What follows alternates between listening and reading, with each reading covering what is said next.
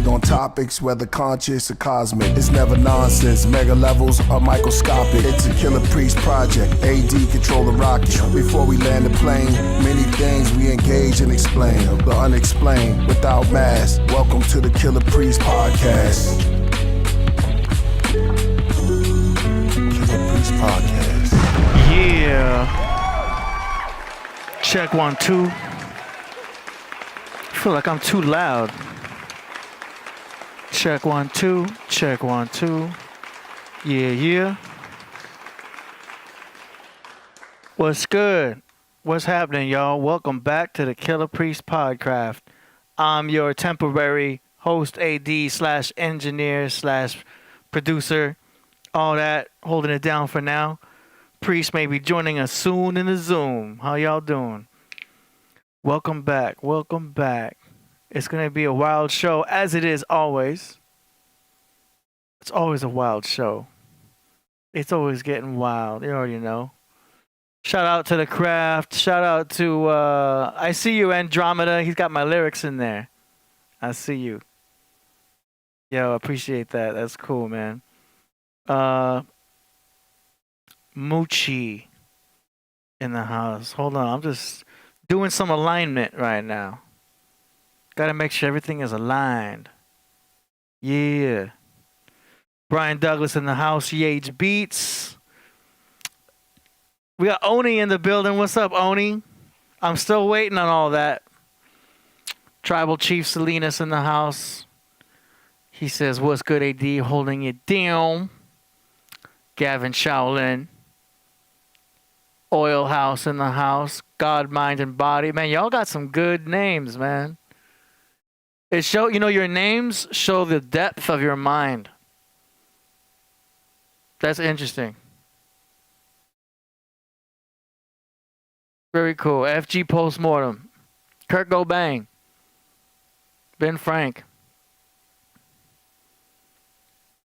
What's going on? So, y'all already know how we do.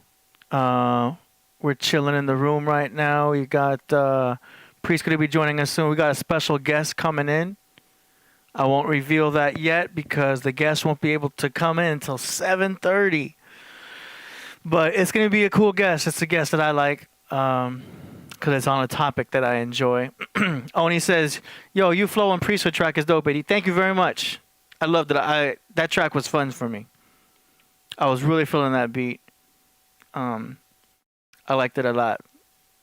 Hip hop is fun, man. Like, I was producing for such a long time, and I never was like, oh yeah, I didn't really care about rapping. I was all about the beats, the sound, the music. But then, when you're around so many rappers and so much hip hop and so much lyrics, you get contact high of all the sounds, and you fall in love with hip hop, man. It's so easy to fall in love with the rhythm and poetry and stuff. Like, that was my favorite thing in high school. I mean, even in grade school was English class. Wasn't much of a math guy, but I love the English class, man, because when we wrote poetry, man, I loved doing the I was just good at writing poems. I loved writing poems. I couldn't wait for poetry. Do you know what I'm saying? And I would go in front of the class and read my poem. I ain't going to recite any of them now because it's not worth it. But it was fun. I enjoyed it, man. It's fun. Rhythm and poetry. Postmortem says 80 got some bar. It's fun, man. That's all I can say. But my main thing is making some fire-ass beats, bomb-ass production. When you're in this deep, you don't care what you're doing. You're not thinking about being an engineer. Like, anything that needs to be done, you're just focusing on that. Well, we got to make a beat. Boom, let's do it. What do we got to do? Mix it. Let's do it. We got to master it. Let's do it. You're going to find yourself multitasking to the point where you're like, you got to do everything. And it's fun to do everything, Anyway. But nowadays we live in a day and age with all this technology that it's easy to multitask. At least it's easier than it used to be. You know what I'm saying? Anyway. Okay, so we got Priest joining us soon. He sent me some links of videos that we're gonna play. And we're gonna be bouncing off the chat, seeing where it's at. Let's see. Hold on. I'm doing some adjustment. I got too much exposure. Boom. This is a little better. Other one was a little too bright. All right. So Vinny Black Lodge in the house. So I'll be shouting you guys out. I'm gonna be trying to read as much of the chats as possible. We really like all the interaction we get back and forth with the audience. Got a lot of people be asking us like, "Yo, why you put the chat room in the video, AD?" And it's like, you know, sometimes we want to like give people the exposure, give people the shout outs. Do you know what I mean? At least for now, before it gets too crazy. Once the chat room starts going super fast, it's going to be, you know, impossible eventually. But as of right now, it's good to have that type of interaction. And we see some familiar faces or familiar names in the chat. And it's cool, man. It's cool to have that type of ability to be in touch with the audience. I think that's important. Do you know what I mean? Anyway, Ben Frank says, for sure. So we're going to be doing it like that. So let's see. Let's open up some links. Let's see what Priest sent us to get started. You know what I mean? Going in, not wasting no time. Let's see. All right. So KP is going to be joining us soon. Standing by for that. So let's see. First video he's going to be showing us. This is a video from Priest to present to the craft. I'm not sure how much of it I can play, but I'm going to give it a good minute and a half or so, just like a song promotion length. And then we'll pause to discuss. You know what I'm saying? Pause tape in the house. We got 65 in the building. Okay. Let me see. Let me get the counter up here. I have a special counter that I keep up to keep track of everything. But what's good with y'all? Before I start the video, what's good? What's new? Let me get this widget going. Y'all doing alright? We're in crazy times, man. What day is today? Monday? Damn, today's Monday. Yeah. It's gonna be it's supposed to be not so crazy of a week. If the astrology we're gonna wait for to talk about the astrology later, but if the astrology is correct, y'all must have had some crazy past couple of weeks. Past 2 weeks might have been crazy for most of y'all. I already know the past 2 weeks have been crazy. A lot of big shifts happening right now, right? But I'm gonna wait. We're gonna save all that type of talk until later. I wanna wait until we get an expert in the building so that I just ain't rambling. You know what I'm saying? Let's get right to it. Priest sent us a video here called Simpsons Predictions for 2024. How many of y'all watched The Simpsons? Everybody did. You already know what's up with Simpsons. You know it's going to get into the prediction stuff, man. There's a lot of speculation about who's behind the scenes at The Simpsons. Like, do we have somebody who went from Back to the Future writing for The Simpsons? Is time travel possible? Do they have a connection? Do they have a special computer that sees the future? Or is it all just a big coincidence? I don't know. Let's go. Here we go. These are the Simpsons predictions for 2024. Everybody knows The Simpsons. It's literally one of the longest-running series in the United States. But beyond the satire, the chaos, and the dysfunctional family with their crazy adventures, there is a dark secret. For many years, The Simpsons seem to have dropped predictions and prophecies that have proven to be very accurate. From the predictions of the 2020 COVID-19 outbreak to the rise of Kamala Harris as the first black female vice president, The Simpsons have operated on an unprecedented level of accuracy. So, what do they have to say about the year 2024? Get ready to be amazed as we examine 17 shocking predictions that The Simpsons have predicted for 2024. Number 17. Trump's 2024 presidential ambition. Are the writers and producers of The Simpsons experimenting with dark magic? Do they have a crystal ball through which they can accurately see into the future? Because they always seem to get their predictions right, and this is very, very strange, to say the least. Although, as you may already know, this cartoon series has made many astounding prophecies that came to pass, evoking awe and wonder in the hearts and minds of everyone. However, these guys decided to kick it up a notch, and their most dramatic one one yet would be the prediction of Trump's 2024 presidential ambition. In order to make America great and glorious again, I am tonight announcing my candidacy for President of the United States. On Tuesday, November 15, 2022, the former president of the United States, Donald Trump, arguably one of the most controversial the country has ever seen, depending on whose side you're on, decided it was time to reclaim the throne he lost 2021. But just as I promised, I am your voice.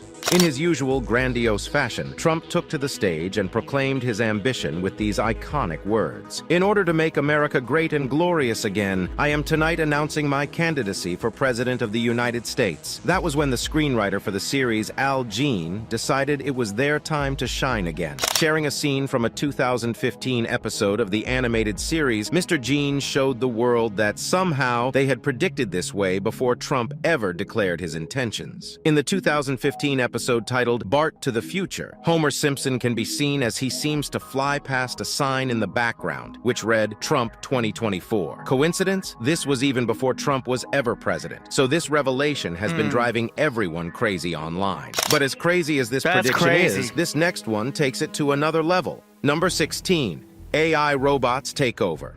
Apart from the wild antics of the characters in this show, and the fact that The Simpsons is a really good series, which depends entirely on your preference, one major thing that has made it a fan favorite is the seemingly accurate predictions. This one is even stranger than the first. Although the show is reputed for predicting the advent of many innovative technological gadgets, you will agree that this one is too accurate to be more than just a coincidence. Let us take you on a journey back to episode 17 of the series' 23rd season. In this episode, there's a scene where Homer lost his job due to the fact that his employer replaced all the human employees with robots. Ladies and gentlemen, meet the future masters of the human race.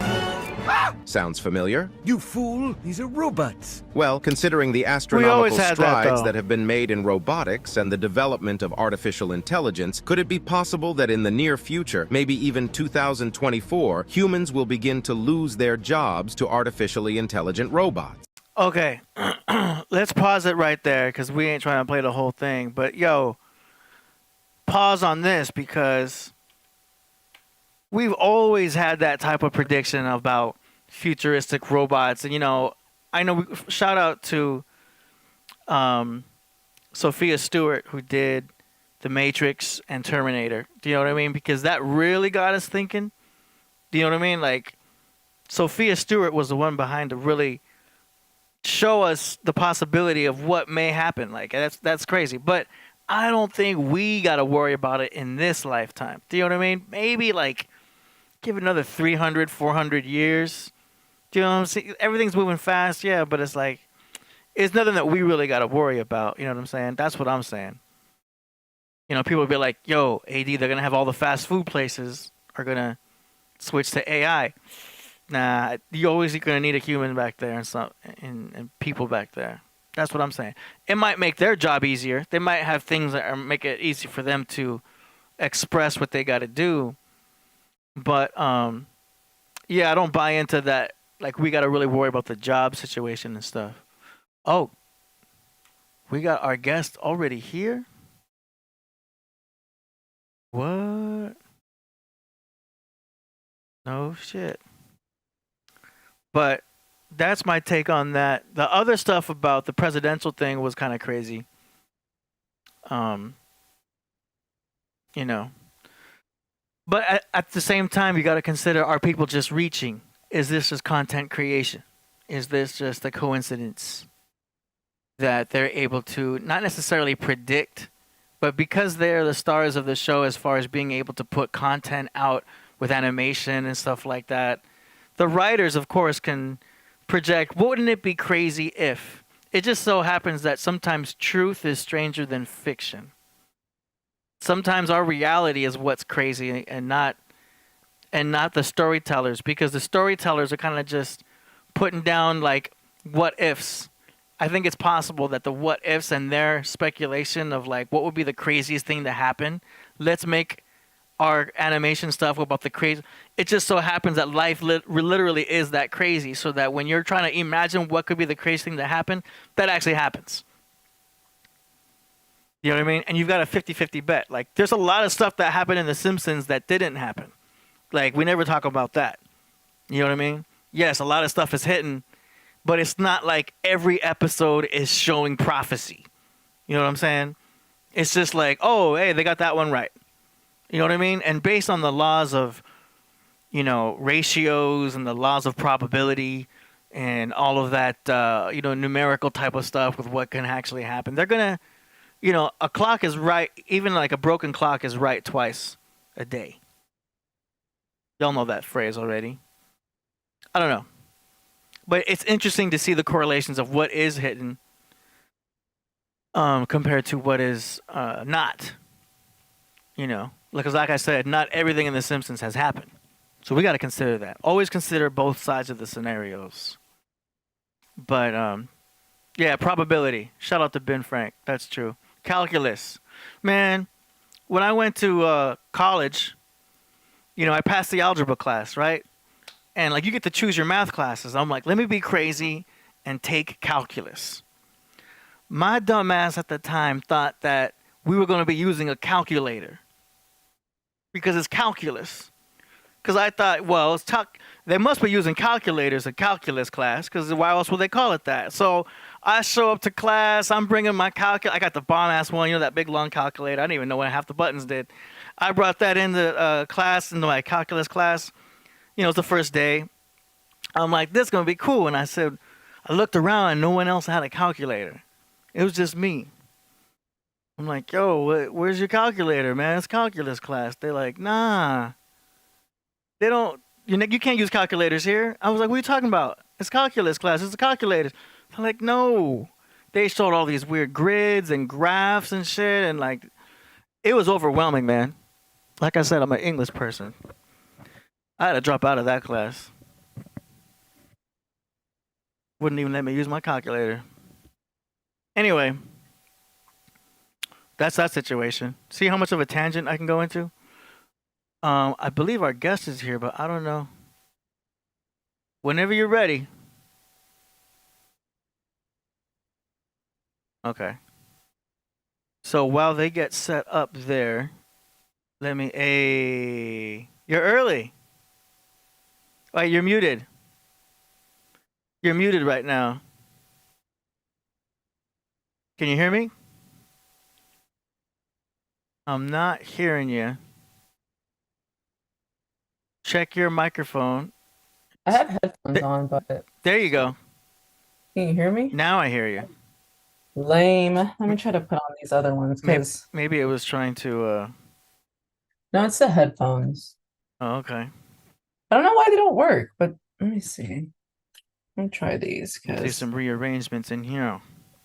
I know everybody's gonna be like, "Oh my gosh, not her again with the crown on her head." Hey, it looks good. That's your thing. Everybody gotta have their thing.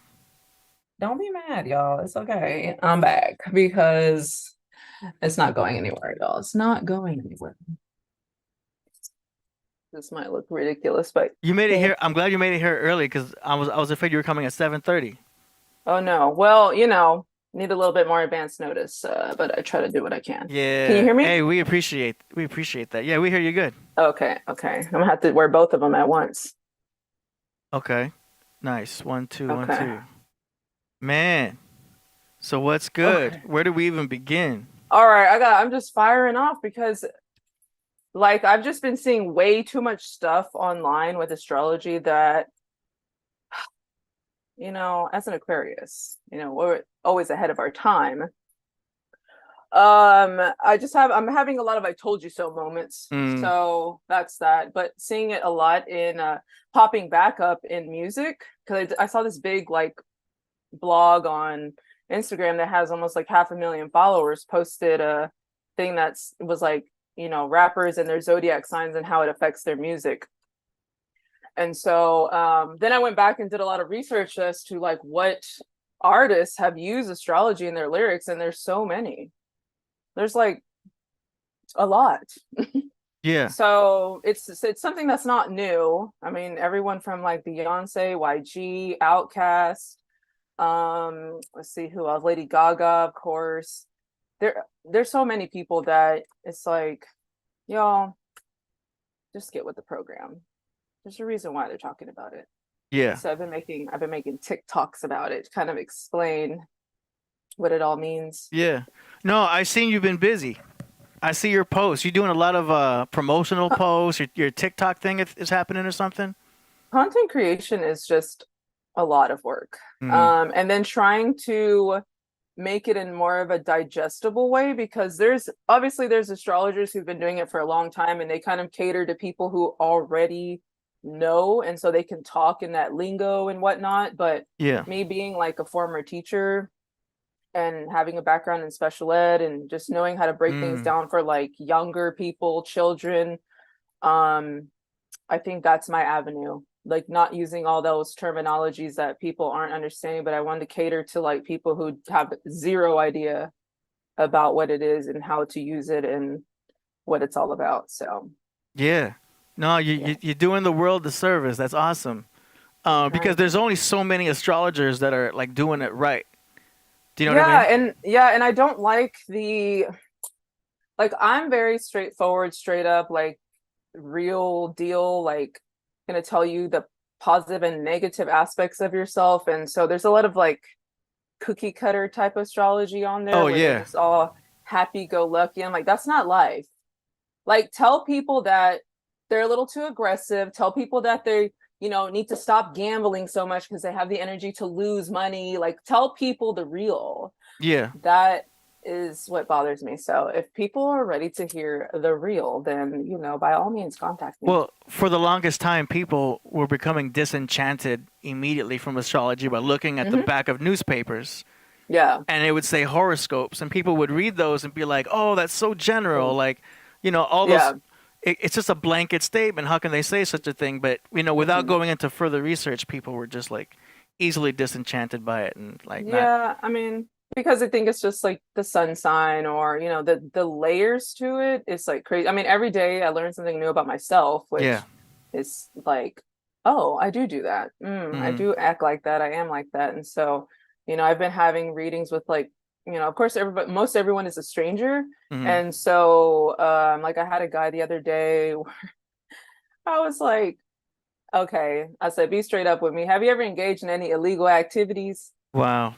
And he was like, in his face, he put his hand in his face and he's like, I've been to jail a few times. And I was like, all right, no judgment. But like, stop doing that. Okay. So you can literally see everything. What sign was he that made you question that?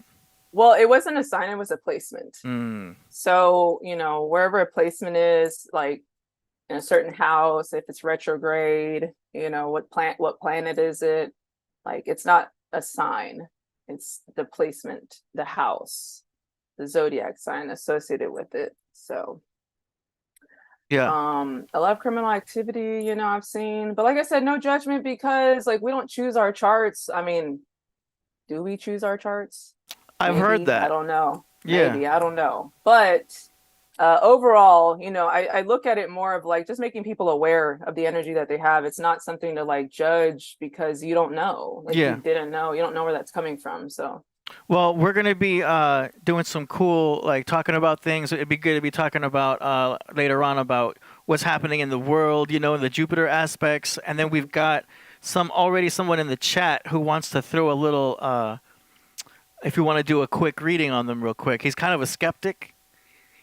And he gave us his birthday. But before we get into that, let me give him a shout out. His name is Stranger. Earlier he says, truth is stranger than fiction. I see the connection there. I'd be like, y'all really skeptics, or y'all just want some free readings? I know, right? The Scorpio and me don't trust nobody. I'm not even gonna lie. I don't be trusting people, and so I just wanted to be sincere. Yeah, the good thing about this this contributor right here, he's basically a sponsor of the show because he is always throwing super chats. Okay, so, well then we like him. He's love cool. Him. We love Stranger. Yeah, shout out to Stranger. We love him. Okay. He says, all right. He says, can I get my horoscope? August 15th, 1981, 4:20 a.m. Hey, 4:20. Okay. Here we go. What do you think? Are we just having a chat? I mean, I have to like actually look at the chart. Yeah. No, he's just throwing it out to you. So it doesn't care about his business being put out there. I mean, no, I'll keep it positive. Give him a clip it maybe, like, because he's asking for a horoscope.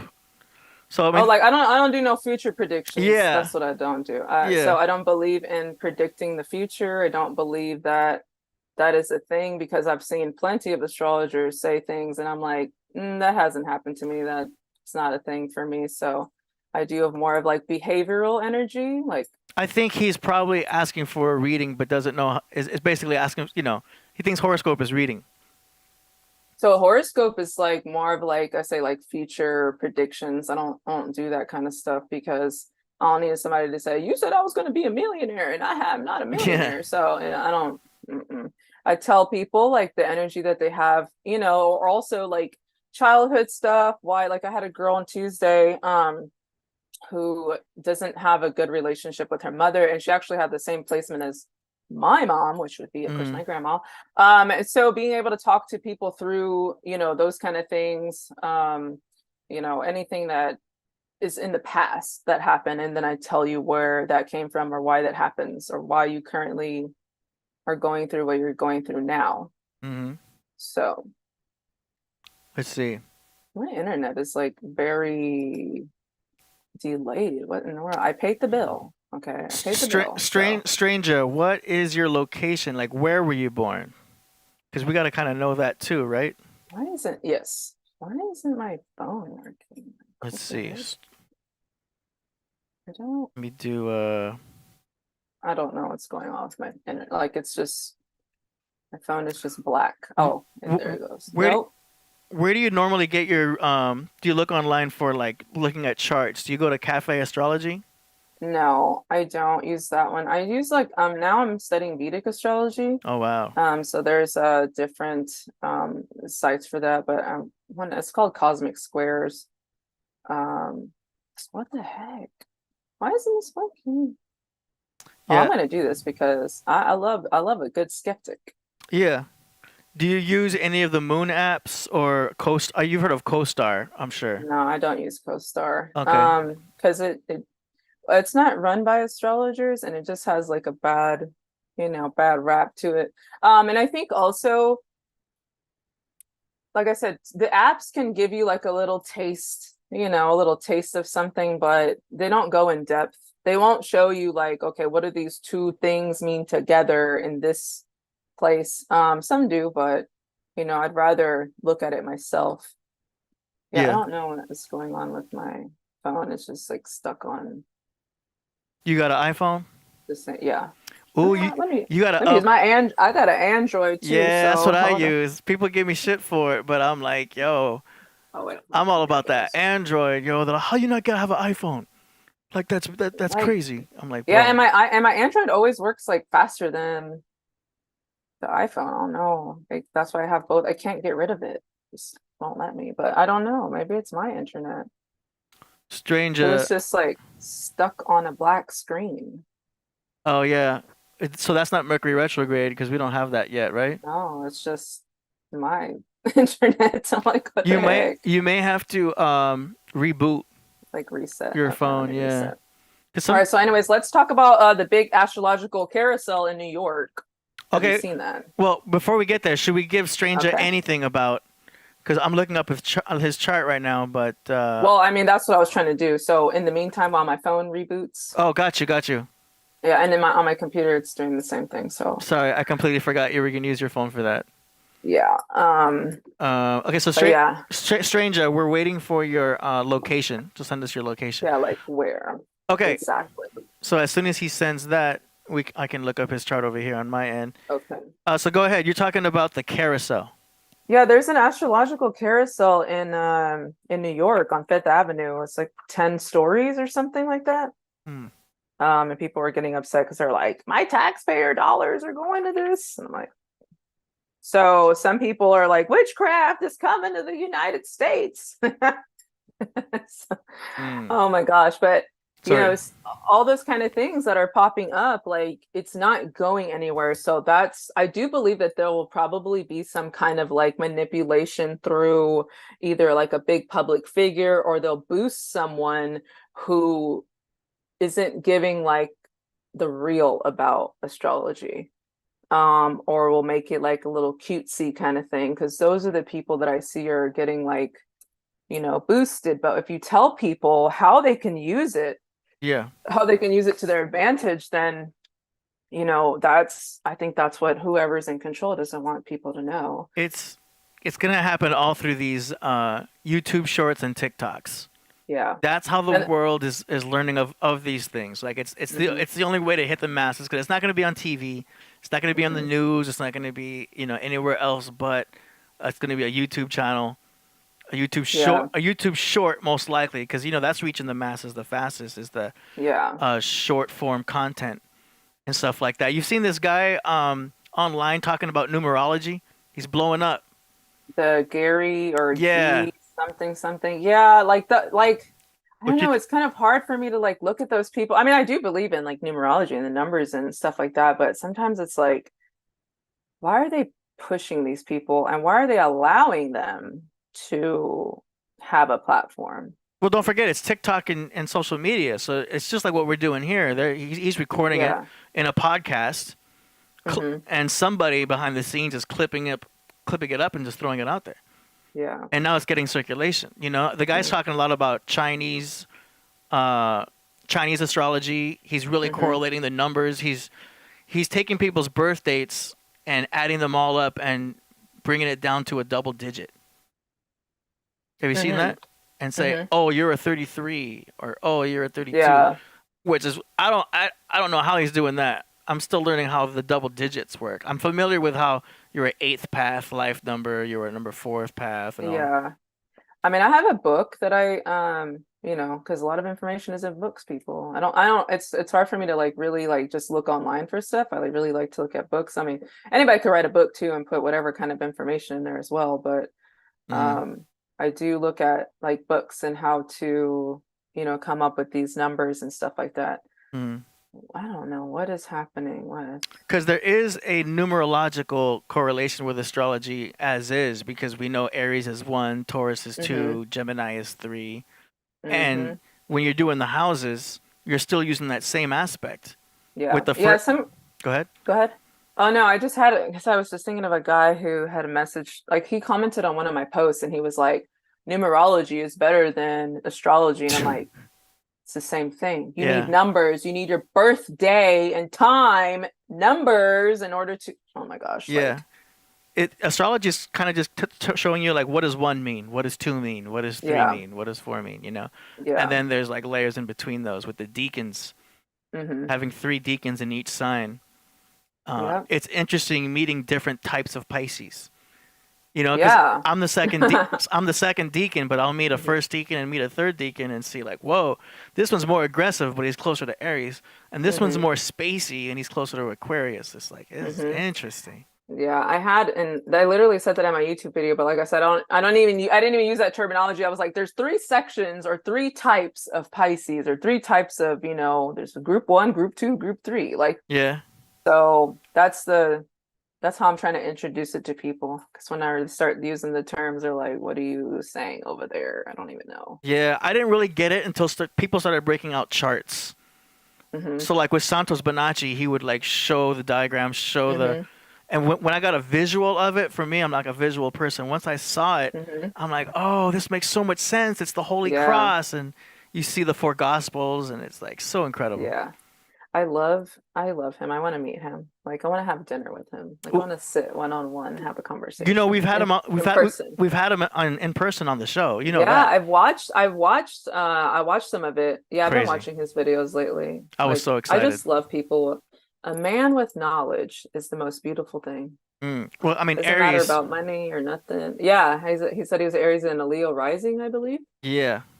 So Aries rules the mind, so they're most likely to get almost like a godhead. We have a Tahuti who comes in here, and he is an Aries, and he is full of knowledge. I mean, we've done episode after episode of him just dropping Egyptology and stuff like that. So he's one of our honorary guests, is Tahuti. But man, he drops it down. But he's an Aries.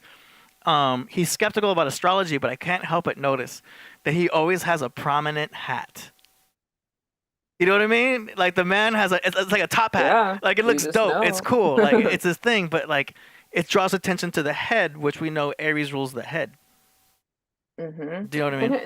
And speaking of others, well, I'm thinking of like heads and accidents. There's a lot of people that have been getting into car accidents in Oh this man. past couple of weeks.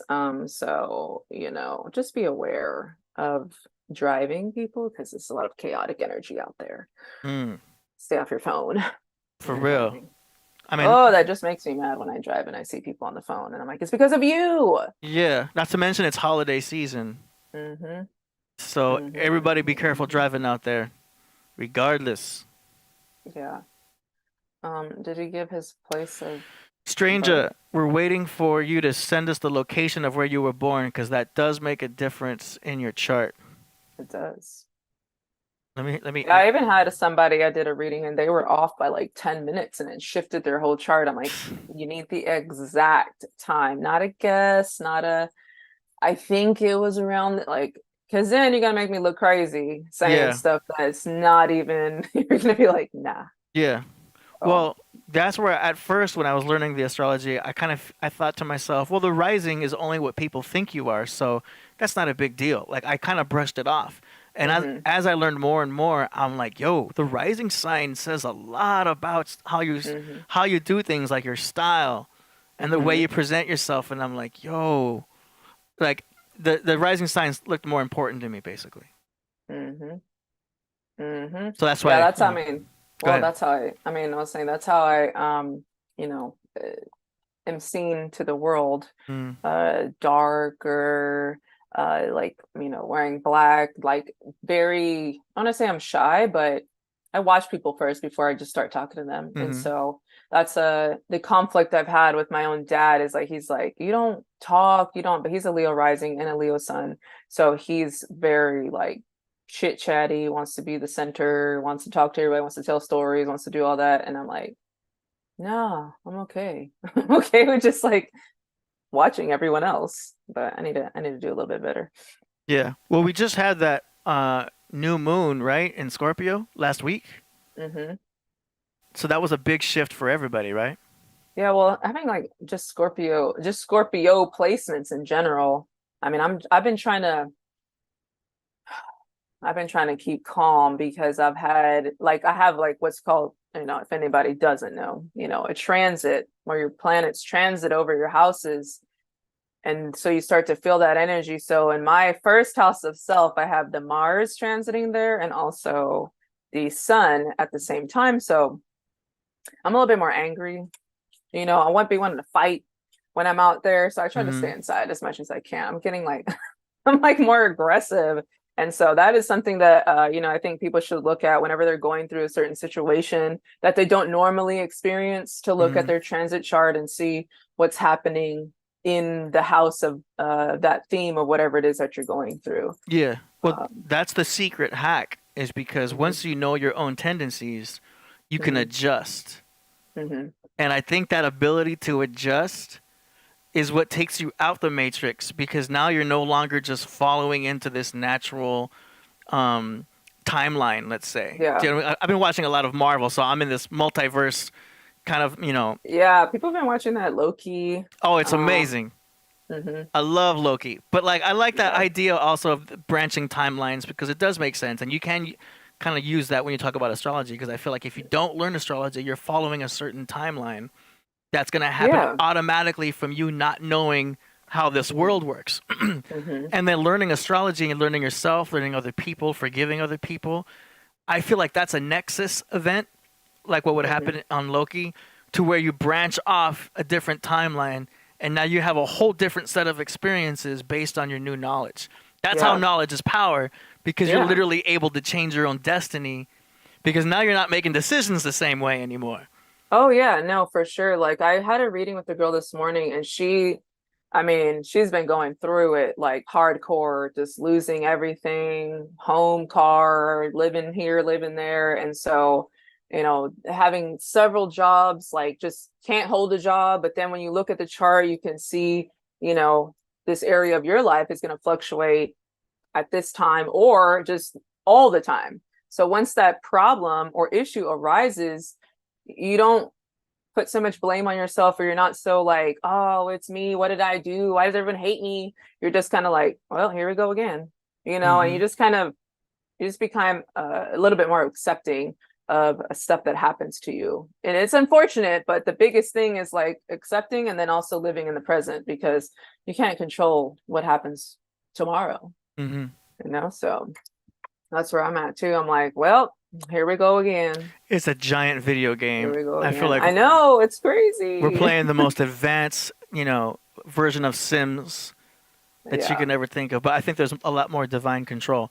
Okay, we have a super chat here from Johannes Tesfaldet and says, Jalisa, how can I start an astrology YouTube channel?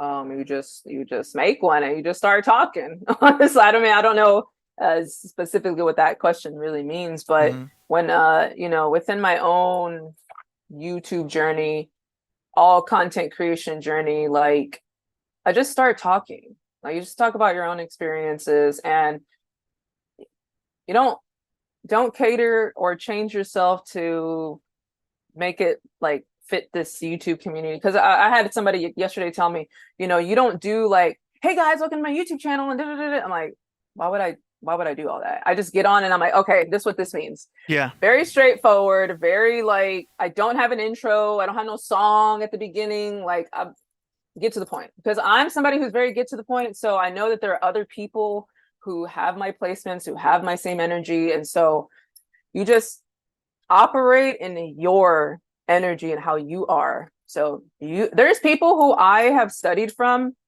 who don't make no thumbnails. The camera is all like foggy and messy, and like there's just no kind of nothing to it. And I'm sitting there, I'm like, man, you got 30,000 followers, you got, people are watching it. So it's just like, just make it, just do it. Now I will, because I'm just the way that I am. I just like to be extra and do the most and stuff. But at the end of the day, I do realize that everyone is not like that. And it doesn't have to be so YouTuber like, and it doesn't have to be the greatest camera and the best this and the best that. Yeah. Just like pick up your phone, however old it is, and just start talking, because someone is going to resonate. Like there's people who I've watched who have absolutely no idea that I've watched them, but I've learned so much from them. And you just do it. You just go. You just go. And it doesn't even matter.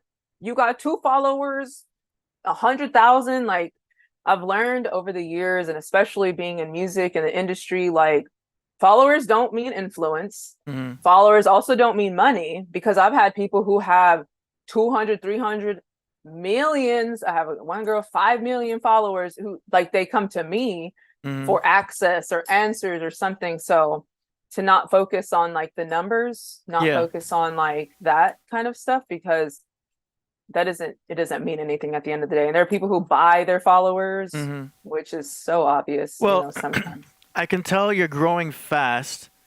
I love that you're doing a lot of shorts too, like, because this is what really gets the exposure. I really don't like the whole goldfish attention span thing that we have going on, but you do have to, it's like you have to cater to like every type of audience too, because some people don't even have the mental stamina to sit there and watch 20 minutes. Yeah, it's perfect. So. It's a great way to like give everybody like a taste, or give them a morsel. Yeah.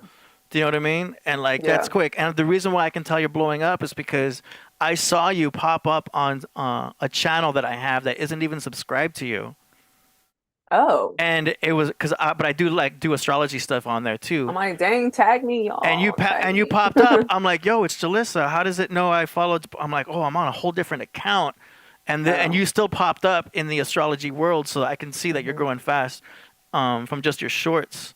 Do you know what I'm saying? But, well, I hope so. I mean, I hate like, I'm myself. I probably do like TMI as far as like my life and what I've gone through on YouTube. And that's the other thing that I don't like about certain astrologers is like, you don't know anything about them. So it's like, how do I know that you actually know about this? Or are you just like reading something? Or have you ever actually experienced this? Or what is your placements? Like, because you want to know what kind of knowledge they have. Like, are they a Pisces? Are they highly spiritual? Are they, an Aquarius? Are they like, what kind of background is it? So, being yourself is the number one thing. But also learning how it works, like learning the marketing behind it, learning the algorithms, but I'm going to be doing all that. Like, I'm just very like talk, upload, there you go. whoever sees it, okay. Like, I'm not about to be doing all that. Are you familiar with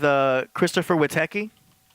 No. Okay, so this guy was the first guy on YouTube, the first astrologer on YouTube to come out correct. He's got a channel called Serious Joy TV. Okay. And dude, this is where I first started learning about someone doing astrology on YouTube like so well. Like he's dropping like the horoscopes weekly, but he's got a whole team. Like he's basically become the monopoly of the astrology. And there's a lot of good astrologers online, but like this guy's become the most high tech. Yeah. And I've been following him for years. Yeah, and there's like, everyone has their thing that they focus on, because I like to cater to the everyday person who literally is not even like remotely there. How do I introduce it like that? And so I'm not studying predictions and transits and doing all that kind of stuff, because all of my time goes to behavior and learning the aspects of behavior and conjunctions and like all those kind of things. And so there are people who will be like, well, when am I going to find the love of my life? I don't know. Okay. I don't know. I'm just going to tell you that you are very argumentative in relationships, and you need to be aware of that. Like, that's the type of astrology that I do. And there's just so many layers to it. You can't even learn every single thing. Some astrologers don't do like readings like that. I know like one, like she's a medical astrologer. I have been looking into that too, but they don't do like somebody's like, oh, my love match, and they're like, I don't know. They don't know that part. The love thing can be tricky because you can be compatible with someone on the surface, but incompatible in the long term. Yeah. You connect with different ways, different people. That's probably one of the bigger things that I get is love and careers. But love, what I always tell people is like, nobody's perfect. Every sign, every placement has its positive and negative. So it's like, what do you want to compromise on? What are you willing to work with, and what are you not? Because there is no perfect person, but they might be perfect for you, but they're not a perfect person. And so they're looking for this ideal, I said mathematically, can somebody match every single one of your placements and never get on your nerves? Like, first of all, why would you even want that? I like some thrive in chaos. It's okay to be different. It's okay to be with somebody who's not like you, because you can learn from them. You don't want somebody who's exactly the same. Yeah. Have a little fun, argue a little bit, debate. Like Stranger, his birthday alone, though, I did, learn that the birthday alone, because it's a 7, it's a spiritual number, but it's also a person who will like have a hard time accepting other people's beliefs. And can have a little bit of addictions, or like addictive things, addictive personalities and stuff like that.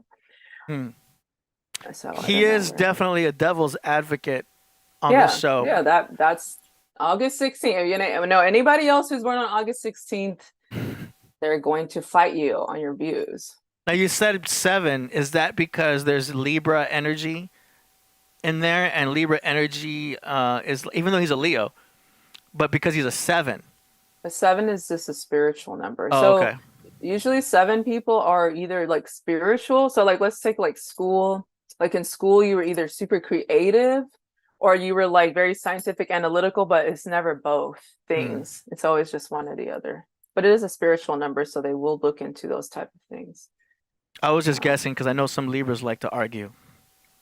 Well, I think it's just all air signs, just like to communicate, Let's say argumentative or debater, and both. I love a good debate. I like to go back and forth, not to like scream at you, because I don't care at the end of the day. Like, I have my views, you have your views. Okay, cool. I just want to know. I like psychology. So I like to know psychologically why you think like that. I'm just curious. I'm Scorpio rising, so I like to dig for truth and dig for knowledge, because I don't know every single thing. Obviously, I can't hold that much information in my head. But I like talking to people of why they believe what they believe. Now, when you start arguing and doing all that extra, I'm like, we're done with this. Like, because there's no getting through to those types of people. Yeah, there are constructive questions, and then there's the ones that just basically expose themselves. Well, actually, I'm like, okay, you don't know because you were not around in 2000 BC. Okay, so just let's stop that. All right? Like, that's why I just focus on present.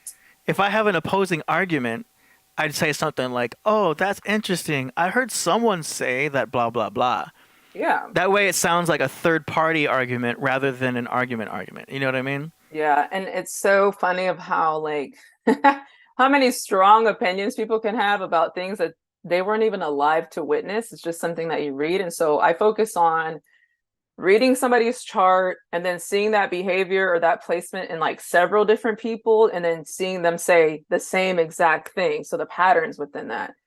But as far as astrological like history and all that, I know the basics. It's been practiced for a long time and through many civilizations, and up until like the 1700s or so, it just got, you know, this whole scientific revolution that I had to teach when I was teaching history. And so that got thrown out the window and it was just a whole new era, you know? So that's as far as it's going to go. So I don't like, we're not here to talk about history and all that kind of stuff. Oh, we appreciate your insight though. This is all good information. I'm just saying, you know, because I can only hold so much information in my head at a time. I do study this at least 6-7 hours a day because it's all I do. And so, but it's not about like, I mean, I pick up everything. I'm always wanting to learn every single thing, but you know, I focus more on behaviors because that's our day-to-day stuff, you know, learning people's communication signs, learning like who I can say things to and who I can't, directly or indirectly. You know, do I got to be a little bit softer with this type of person? But can I be a little bit more aggressive and blunt and roast this friend, you know, and go back and forth with them? Or do I got to just keep my comments to myself, you know, because I've said some things before that, and not to be purposely mean, but like I like banter. I like going back and forth with people, like, you know, roasting them. And so I've had people like cry or be like, "Are you really?" That sounds like the Aquarius in you. Yeah. Sagittarius is also very blunt. Oh too. Yeah, big time. They're always shooting arrows at you. That's the Sag. Look, and Sag is the preacher and teacher of the zodiac too, so it can sometimes get on its pedestal and just keep going and going and going. And I'm like, look, y'all, I'm learning to balance myself. So that's what all this is. I'm not a perfect person. Andrew Tate style. Yes, he's a Sagittarius. So yeah, you have to just, you know, learn that about people. Just let them be. That's really the lesson of all of this. Learn people and let them be, because you cannot change them. If you're in a relationship and you want somebody who's super romantic, and you got to find somebody who has that energy naturally in them. You cannot force that out of people. There's some people who just, that is just not them, and they're not going to be like that, like ever. Yeah. You can just make people aware of how you are and what you like, but at the end of the day, you cannot change their energy. Yeah. And the best thing I think is that it allows you to forgive people. Oh yeah, for sure. I have, because man, reflecting on my past and, you know, really learning, like, I don't know if there are any Sagittarians, you know, in the chat, but I've learned that wherever Sagittarius is ruled by Jupiter. So it's the planet of expansion, good luck, good fortune, philosophy, foreign culture, foreign travel, all those kind of things are seen from there. And so wherever it is, it wants to expand that area of life. And so I've found myself, you know, I was with a Sagittarius man, and he would, and this is when we were like 18, 19, you know, very young, but he would always, you know, mind you, we ain't got no money back then, you know, at 18 years old, you're making $5-6 an hour. But he would always want to go to like a Benz dealership, or, you know, go see a house that was $1 million. I'm like, boy, you are literally like, you work at, you know, wherever.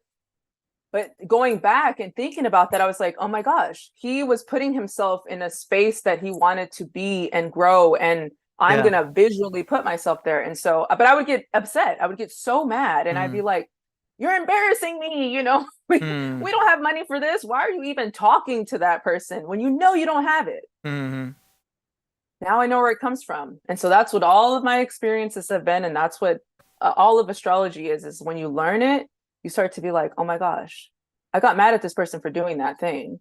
But that's what that person or placement does. And so you, like you said, you just forgive them because that's the path. That's the energy. So, they were technically manifesting all of that. Yeah, everything was because Sagittarius is that spirituality, philosophy, that type of learning or wanting to, like I said, grow and expand. And he kept on doing that. And now he was unaware that he was doing it through that aspect. But when you see the behaviors, you're like, that's what you were doing. And I got so angry at it. I was like, don't you embarrass me like this. Yeah. Get out of here. But it's actually a great idea. I mean, if you're trying to, if you want to become like a baller one day, if you get a chance to go by a Lamborghini dealership or a Ferrari dealership, and try to go in there dressed nice or at least something decent, and see if they let you just sit in it. Yeah. Do you know what I mean? And breathe in the leather and like, it's almost like, you know, not fake it till you make it, but you've got to like project as if though it's already happened. Like that's one of the secrets to manifestation is to feel as if you already have it. Yeah. And that's what I was unaware of that type of, you know, thing, but I don't think he wasn't like that. He was just like, you know, we just went to church and, you know, it wasn't that type of manifestation and stuff like that. It's just people naturally do things. And that's the same thing with love, same thing with career. You already know what you want to do or what you like, what you don't like, but you don't know where it's coming from. And so when someone else gets upset at it or tries to correct you on it, you start to change yourself. Sometimes people do it like, you know, let's say if somebody like a kid or a teenager has a dream to be something in life and their parents like, no, you're going to do this thing. And the kid like naturally knows what they want, what they like, but then they're forced to do something else. And it's like, no, you already know what you want to do. There's a reason why you're thinking that. Yeah. It's coming from somewhere. So you got to just let people be. Yeah. It's funny because my parents were going to put me in the army. And I told them, hey, look, I'm a musician. If you put me in the army, I'm going to be those dudes playing the drums. Yeah. You know what I mean? It's like, there's an actual drum line in the army. So I'm like, I'm going straight to the band. So nothing's going to stop my music. Yeah. And they're like, I do know another Pisces like that who was forced to go into, I mean, they are very competitive and sports was like another, you know, strong point, but they wanted to do more of the creative aspect of life, music, fashion, those type of things. And so, but parents are like, nah, there's no money in that. There's no, you know, whatever. But today you can make a living doing anything. Yeah. People sell like farts. Like, I hear you. Can do anything these days. Oh my gosh. TikTokfarts.com. Horrible. Like, it's crazy. It's crazy. Like, you got kids opening toys, millionaire. Yeah. Like, what? So there's nothing, no one can say, oh, you can't do that. Yes, you can. Yeah. Because there's a market for everything. Everything. As weird as it, people want to get sat on. People want to watch a big person eat. Like, yo, YouTube is the future. Everybody needs a channel. Everybody should be doing something. Yes, everybody should. I have learned from channels with like 20 subscribers, you know, like just upload it. You just never know. Yeah. You just really don't. I saw a story about a guy who had a channel. I don't know what the content was, but the story is that he had videos that was like, you know, 100 views or less. And supposedly Oprah saw it.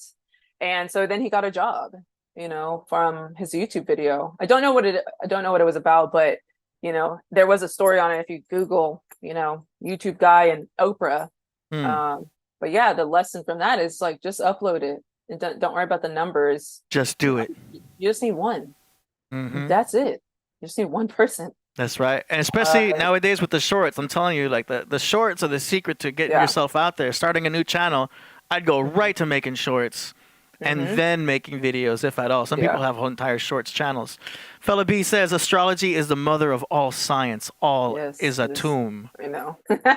Everyone thinks like, yeah, I think, you know, I had my moments of, you know, before doing this, I was like, how can you believe in something other than Jesus Christ and oh my God. church? And, you know, but then I learned if you have your south node in Virgo or your north node in Pisces, which your north node would be in Pisces, you will probably change your belief system at some point in your life. And so I was that person. But I really would literally, I was ready to people who were like, oh, I can't believe you believe in Jesus. And I'm like, yes, I do. But you have to forgive them because they don't know. I'm surprised you went that route, because I would go completely astrotheological and say, well, the astrology is the sun and the 12 zodiacs, right? And they'll be like, yeah. Well, now, yes, now I'm in that mentality, but yeah. you know, Oh, back then it's before, different. Oh, for sure, for sure. And then I would tell them, well, then you got Jesus and the 12 disciples.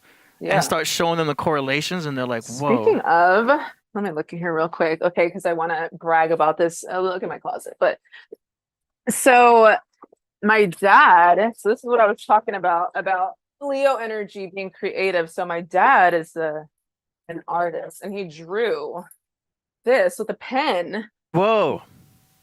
So it is the 12 disciples, and this is from 1993, by the way. Oh, that's cool. So if you're a Leo, you're a creative person. Leo rules the 5th house of creativity and fun and all of those things. And so that's Priest. He used to draw all the time. Yeah. So the creative lions. Yes, like embrace that. Ruled by the sun. Yeah. Let me close. And the sun's crown of thorns. Yes. See what I did there? All of that. All of that. Or energy. sun rays. Be be confident in your gifts. Because like I said, everyone has one. Whether it's analytical, mathematical, or if it's a creative thing, it's a spiritual gift. Like everybody has a gift. Yeah. Even all of you negative energy people, even you too, you have a gift. Yeah. Somebody asked if I try to convince people that astrology is real. Yeah, that's why I post the content. But as far as like arguing them down, no. Because there's some people that you're just not going to get there, and that's just the unfortunate. If you know it, you know it. I mean, the skeptics I meet, I just get their birthday and then just start telling them about themselves to a point where they get like chills. Mm-hmm. Do you know what I mean? Yeah. Some people just need like a small, intro. But every single thing that you do is tied to astrology. Like there's nothing that's not. Some people are like, well, that's because when I was a kid, this happened. I'm like, yeah, it's the same thing. It's all the same. Like, I'm going to tell you why you went to jail. Okay. I'm going to tell you why, you like, I've just done way too many readings with people with it's all strangers, maybe one or two, because people closest to you don't ever really support what you're doing because they see you one way and then. Yeah. And that's fine. Whatever. So whatever. Yeah. Like I've had a few people from this, platform that I've done readings with, which nice. Shout out to you all. And thank you for, just the visibility, but I'm only going to talk to the people who are interested and get it. I'm not about to sit here and. Well, I mean, you're busy with all the customers you have that are doing readings. Yeah. So that's basically it, because, you're running your business at the same time, like you're helping a lot of people. Yeah. Do you know what I mean? And when you're just bombarded with so many believers, that the disbelievers don't exist. Don't matter. No, they don't really. Because there's too much proof. There's too many like, oh my gosh, can't believe that. I've had people cry. I've had people like be like, I needed this. It's like I'd say anybody who goes into therapy should learn astrology. Or like becoming a therapist, because you'll know where it comes from, and it'll be easier, and it'll cut your sessions in half, so you don't gotta keep going back because you already know where it comes from. Yeah, I tell people save money. They have to want to learn it, because not every subject is for everybody. We were just talking about calculus, and I'm like, I know calculus is real, but I don't have the mental capacity to go learn calculus. It's just not in my world. You know what I mean? Astrology is cool. Yeah, it's easier to do. Everyone's got to follow their path. We didn't get a location yet from Stranger. He kind of disappeared. I checked to see if one of our moderators blocked him by accident, but he's not there. So I don't know what happened to Stranger, but if Stranger's there, send us that location. We'll give you that little reading right there. We weren't planning on doing readings, but he already started with all that, so that's why I threw it. Otherwise, I could just put Los Angeles. Oh, there he is. Okay, perfect. So he says, the study of the movements and relative positions. Okay, hold on. Here we go. Nope. Okay. Give me a second. I gotta center it. Okay, the study of But what's the time? I don't think we have a time, but we can click the button, right, that says if you're not sure. The study of the movements and relative positions of celestial bodies interpreted as having an influence on human affairs and the natural world. All right, August 15, 1981, Believe Hospital. Oh, Bellevue Hospital, New York, New York. Well, the time would be a little bit. Yeah, and then strangely, if you have the time, it'll help also. If you don't, well, I'm sure not everyone has the time, but like, let us know if you know the time you were born. Just kind of helps. Yeah, we'll wait for the time. If he says he has the time or doesn't have the time. And that little box. How do you spell Bellevue? Oh wow. Such a rebellious energy. That's okay. Still Leo energy. I'll just put New York, New York. See, but the closer you are to Virgo, the more critical you are. Yeah. The more analytical you are. And so, it's just what happens. Critical and in New York. Oh my gosh. Okay. So I was following this girl who's TikToker on New York, and she was like, we're not mean, we're just whatever. I really feel like New York just has a different energy to it. I feel like everybody has like the same placements or something, because why is everyone so aggressive? Why is everybody so like... It's the city of action. People are moving. You know what? It's also the city of Wall Street.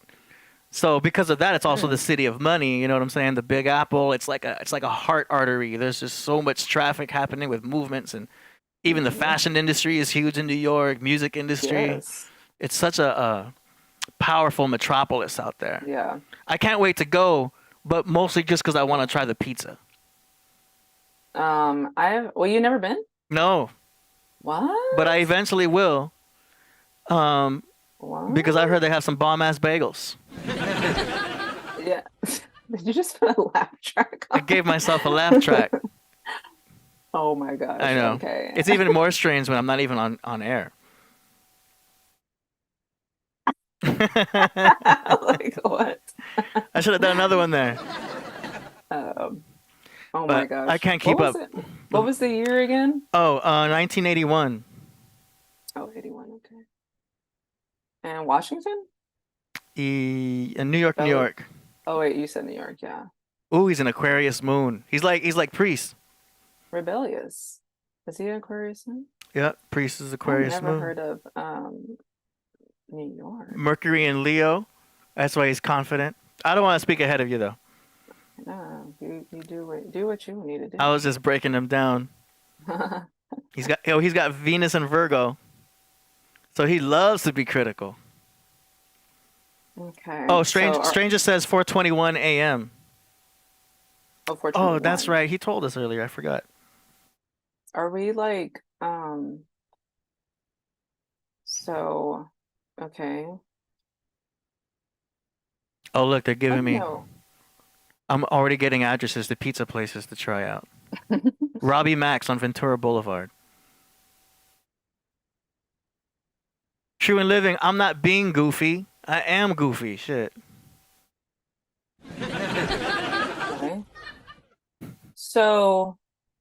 Okay. So how am I gonna like?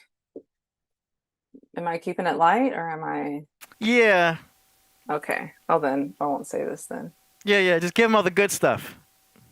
Oh, okay. Well, because he paid. You know. Okay. Well, the moon placement indicates like, because moon is mother, moon is nourishment, moon is food, moon is nourishment as in like food, but also nourishment as where they're nourished as a child. So the moon placement indicates like secrets with the mother or hidden things between the mother. If it's an Aquarius, well, it's not Aquarius moon, it's a Pisces moon. So Pisces moon is sensitive. They're very hypersensitive. It can be sensitive as in like crying, because sometimes Pisces moons cry at music, cry at movies and things like that. Yes. But also needing to take care of the mother in some aspect, or not having a good relationship with the mother. That can be seen from there. The Uranus and Neptune placements can make them into a lot of weird things, and the sexual aspect, unusual fetishes or obsessions, or children though can be Aquarian or Piscean like, or highly intellectual. I don't know if he has any kids or anything like that. But okay, I'll just stop right there. All right. Now I punched it in on my end, but I clicked the box that I forgot the time he was born. Oh wait, I did put it in. Here we go. Oh, so I was right.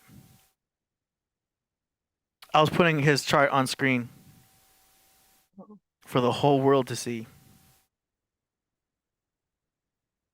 Okay, here we go.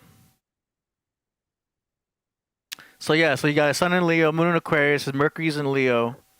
So mine says Pisces moon, but it's a 1 degree though. Oh, it's 1 degree Pisces moon. So either Aquarius moon though, see that's why I have different charts, but Aquarius moon is just a rebellious nature itself. Always wanting to break the rules, always wanting to go against the grain or fight that person or whatever. But if it's in a one degree, it's closer to Aquarius type of nature too. So it's like I don't use cafe astrology. Yeah, it's probably my fault because I'm on cafe astrology. But I don't know. Maybe I don't use cafe astrology. I'll just say it like that. What's the one you suggest? I mean, I'll check it out for the next chart. AstroSeek. AstroSeek. Okay, I'm gonna write it down. AstroSeek. But when I say these things, sometimes though, it's like I don't tell people to embarrass them or anything, because you're born with these placements, you're born with that energy. But if you want to know about yourself, then So the sun is the way they act. The moon is their emotions. Your sun is like your soul. You're who you are at the end of the day. But your rising is how you present yourself to the world, how they see you, because people don't get to sit down and think about your emotions or who you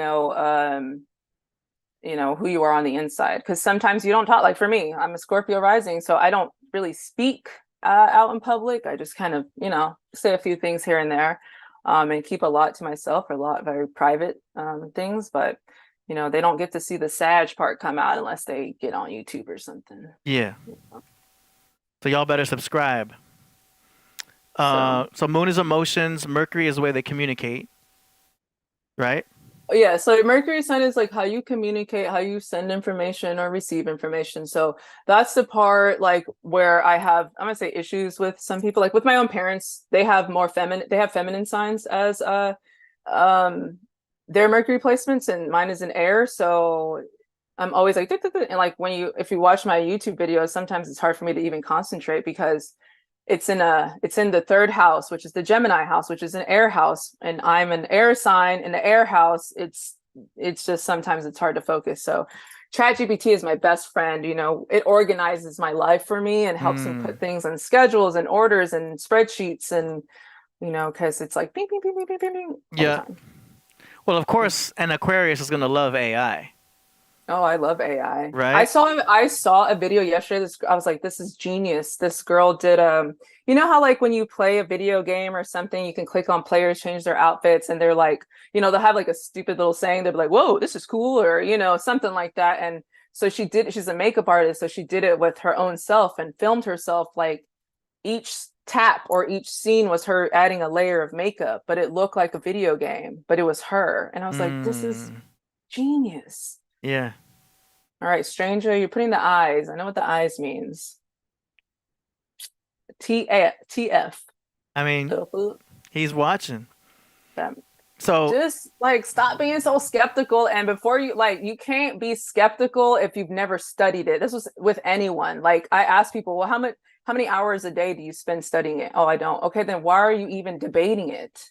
Yeah. You have no argument. There's no argument if you've never looked into it or really studied it and studied yourself. No one reads it. No one gets a reading from me and says none of this was accurate. Like I have way too many emails and response. Like, just stop. Don't forget his Mercury's in Leo, so he's very with Leo confidence. Prideful. Very, very confident to speak his mind. And that's what he's doing. We got another super chat from him real quick. And then his Venus in Virgo, he's going to be critical. But his Mars is in Cancer.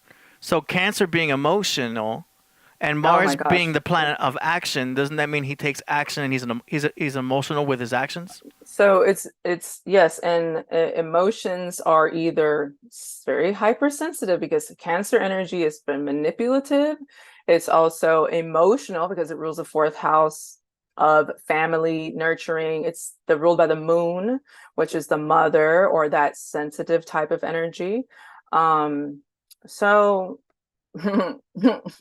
yeah, I mean, I can see. Now, if Jupiter is a planet of expansion and Libra represents,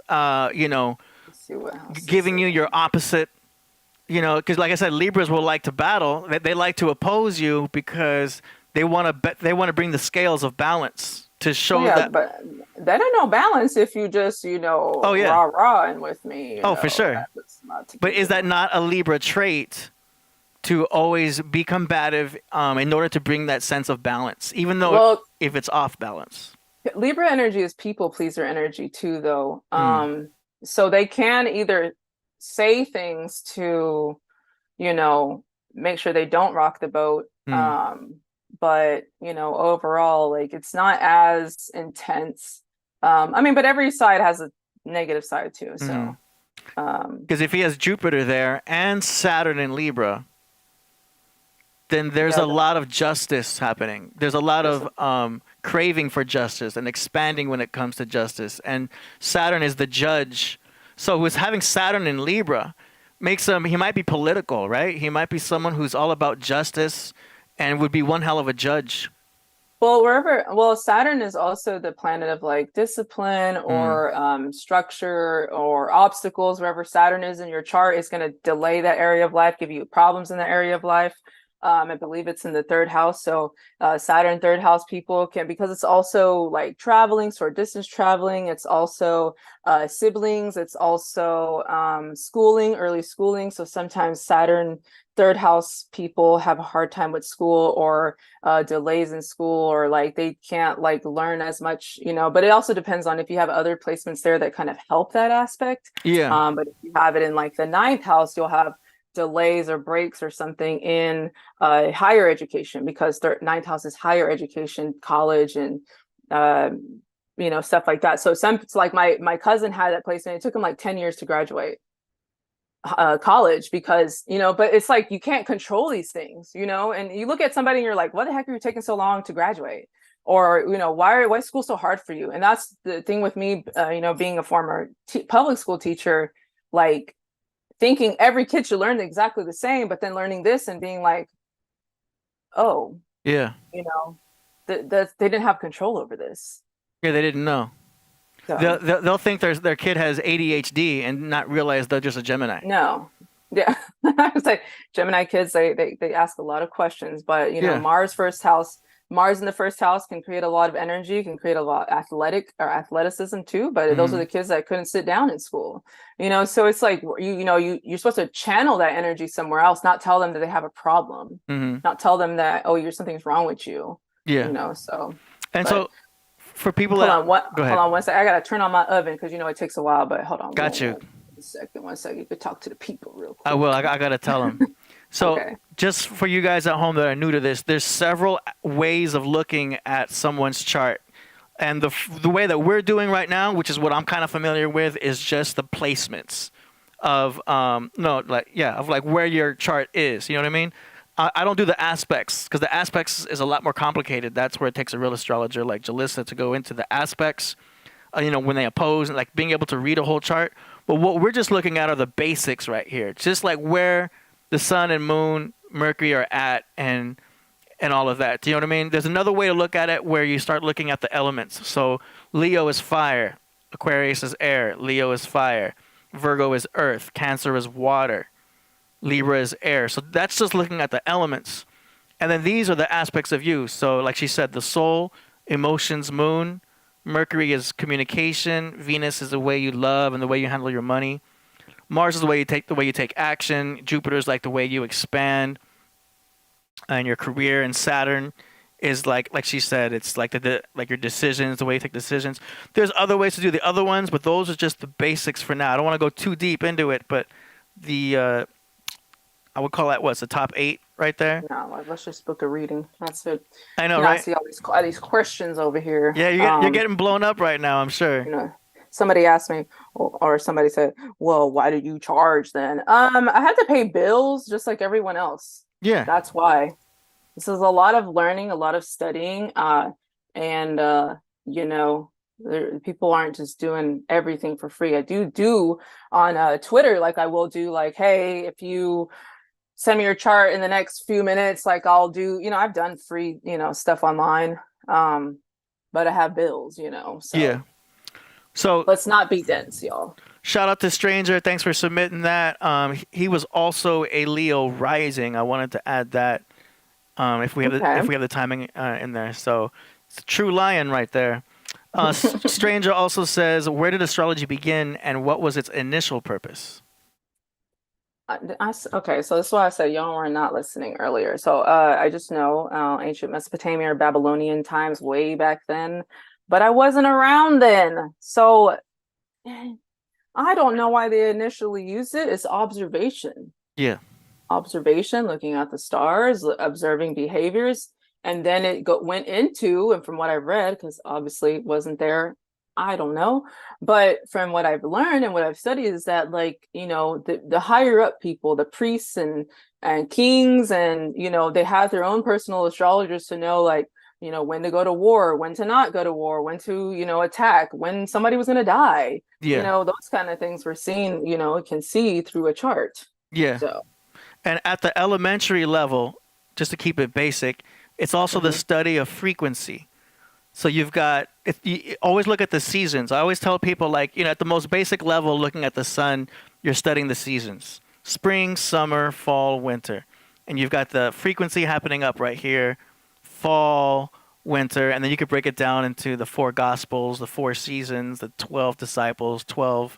You know, it's all biblical at the end of the day. You know, you've got New Jerusalem, this is Old Jerusalem. Some would say this is heaven, and then this is hell. You know what I mean? You've got the names of the 4 Egyptian gods of the sun. Do you know what I mean? You've got Horus rising in the horizon. And then the sun is at its most high when it is Ra, shooting its sun Ra's rays. Then it falls, and then it sets. That's where you have the Egyptian god Set. And then the sun dies and goes into the tomb of Osiris. So now you've got Egypt involved in here too, with Horus, Ra, Set, and Osiris. The sun's name will change throughout, you know, the stories and the mythologies and the sciences, and even in the Bible, the son's name is changed. Abraham, you know what I mean? Yeah, it's like there's a lot of stuff that changes over time, and also, like, there's different, you know, civilizations that it's like the same thing, but they just rename it something else, or there's, like, you know, so everybody has their own, just like language, you know, we all call phone different things in different languages, but it's the same thing. And so that's what I think the Bible is, you know, it's just a giant, like, metaphor for astrology. Yeah. And sometimes you have to put it in, like, easier terms or like that for people to understand. Yeah, I call it a compilation album of remixes. Yeah. It's something. I mean, like I said, I've been going, like, super hard with this for, like, at least 9 months now, and so but, like, every day, all day, like, I'm just sitting here like, I don't even know the last time I really sat and, like, watched TV or listened to, like, music for more than 10 minutes. Like, that's how nerdy I am right now. So I bet I'm more nerdier than you. But you like music though, right? Yeah, but I'm here listening to binaural beats and 432 hertz. Oh yeah, I mean, I use that to go to sleep. Oh, you do? Yeah. Nice. Yeah, the delta waves. Yeah. Sometimes I have really my dreams have been so, like, what is happening? But yeah, especially listening to that at nighttime, sometimes it does enhance my dreams and makes them multi-dimensional. I'll say, like, yesterday, I don't know what dimension I was in, but I was on a plane. Okay.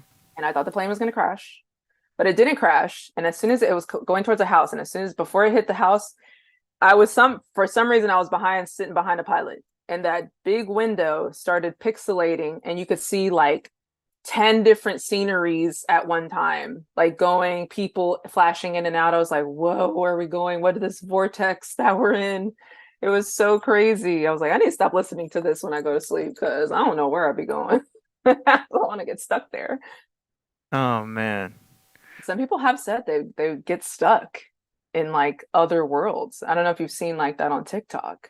I haven't heard of them getting stuck. And you're speaking on out of body experiences and astral projection.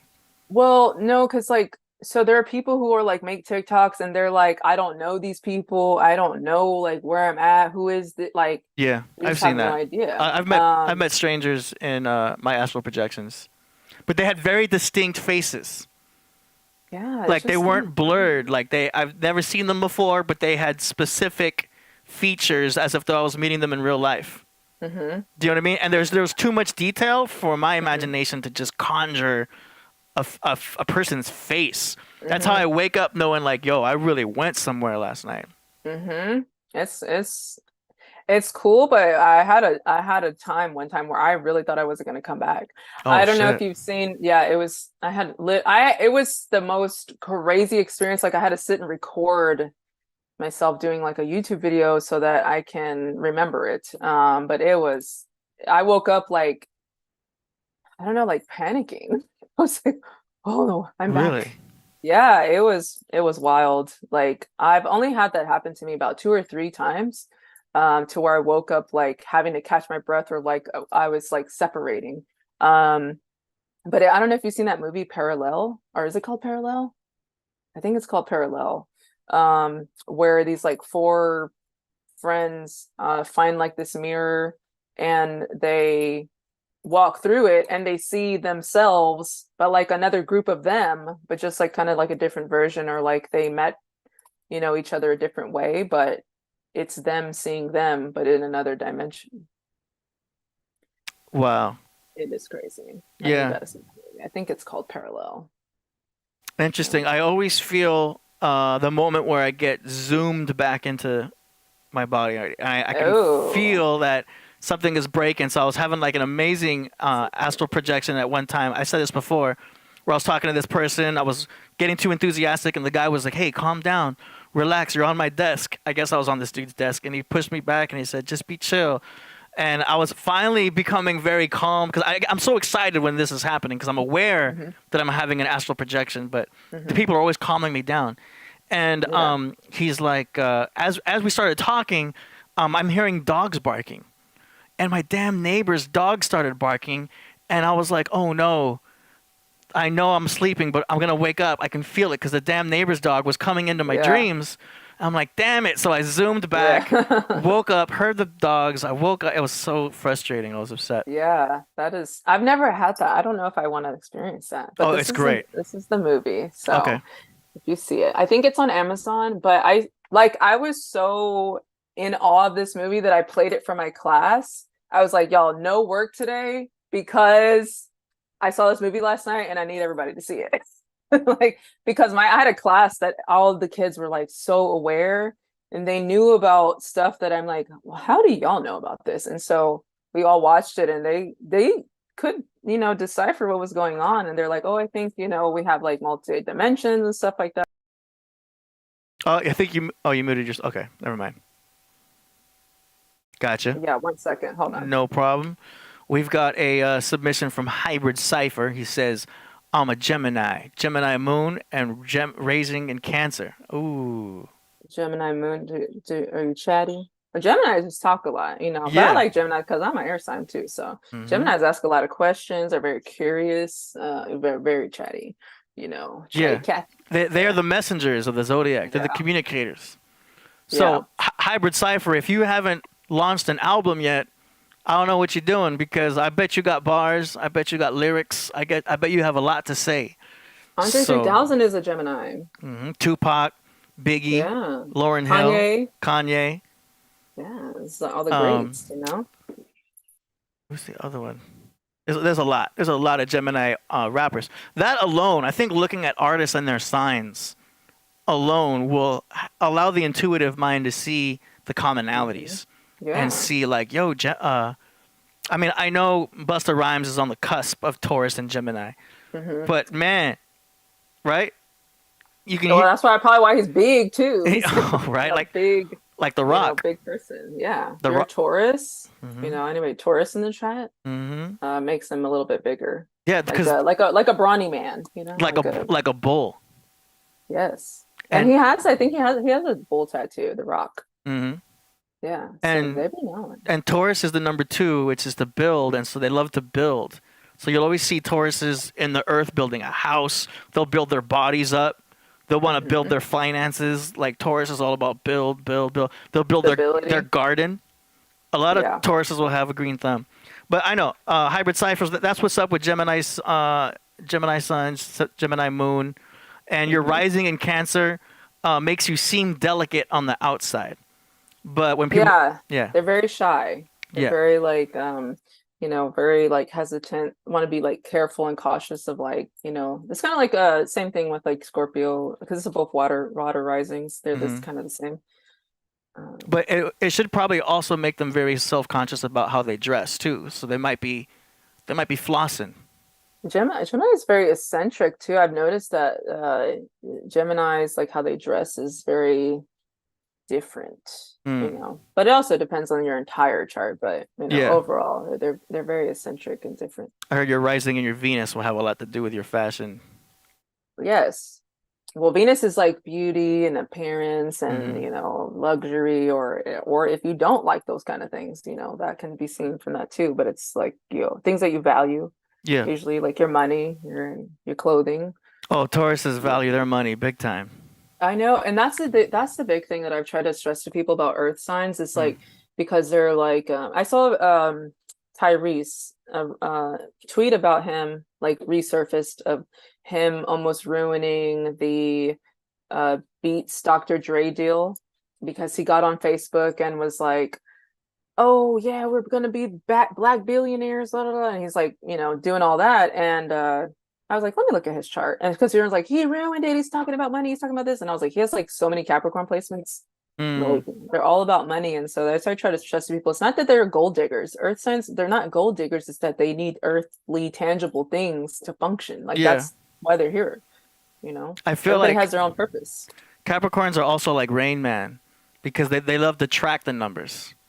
Yeah, they're just all about hard work, discipline, like structure, and the spreadsheets. And the contracts. Make sure this contract is signed. Yeah, and then we need Capricorns. La, la, la, la. Yeah, exactly. Well, Pisces be hiring Capricorn accountants. Yes. Do you know what I mean? Yes, and I had a girl who she wasn't a Pisces, but she had a lot of Pisces placements, and she was like, I want to start a business, but I don't know, how. And I was like, you need air and fire placements. You need earth placements because y'all are like spacey. You have ideas and creative, but the action part, is needed with other signs, other placements. Right. Hybrid Cipher says, I live in a world and different society in my dreams. Oh, I live in a new world. That's possible, right? I think so. I mean, I feel like I live like that too. It's like you're here, but you're not here. It's like having a double life. Yeah. You have to function here, but some people they're just like, no, it's hard. We've got Gavin Shaolin is a regular contributor here. He says, Jalisa Sistrin, can you please break down the raw facts for someone who is a Scorpio sun and Aquarius moon? Thanks, word is bond, and how they would interact with someone who is a Virgo Aries. Okay, so Scorpio, I'm a Scorpio rising and Aquarius sun, so they're both like karmic signs. They're both signs that always have to go through something. So Aquarius is ruled by Saturn, which is that planet of like discipline and structure and obstacles. And then Scorpio itself is a transformation. So it's always undergoing transformation, emotional transformation or something. So if you ever feel like your life is chaotic, well, welcome to the club, because same. So, but Virgo energy is very like perfectionistic and critical and analytical, but at the same time every placement has its, you know, strengths and whatnot. But as somebody like Aquarius that's very free and, you know, doesn't want rules and boundaries and things like that, a Virgo is very practical and of the earth and, you know, wants everything done right. And Aquarius energy is like, whatever, who cares? Aries energy is that I am the best. I'm number one. You know, it's a cardinal sign. It's a starter of things. It's a fire sign. So they can be very blunt or impulsive or something like that. Scorpio is it's intense, but it's a feminine sign, so it's a little bit sensitive. So I think like when you learn all the signs, you just learn how to navigate through those kind of people. Because my mom has a lot of Virgo energy, and so she would always try to like make me clean, because Virgo also rules the sixth house of like health and hygiene, and they're very like all about like their appearance. And I was just like, why do we have to clean all the time? Why do we have to like everything has to be perfect in the house? Like, so, you know, it was hard for me being Aquarius and just wanting to be like free and who cares and nothing really matters, you know, kind of thing. So there's Aquarius moon. There's a lot of Aquarius moons today.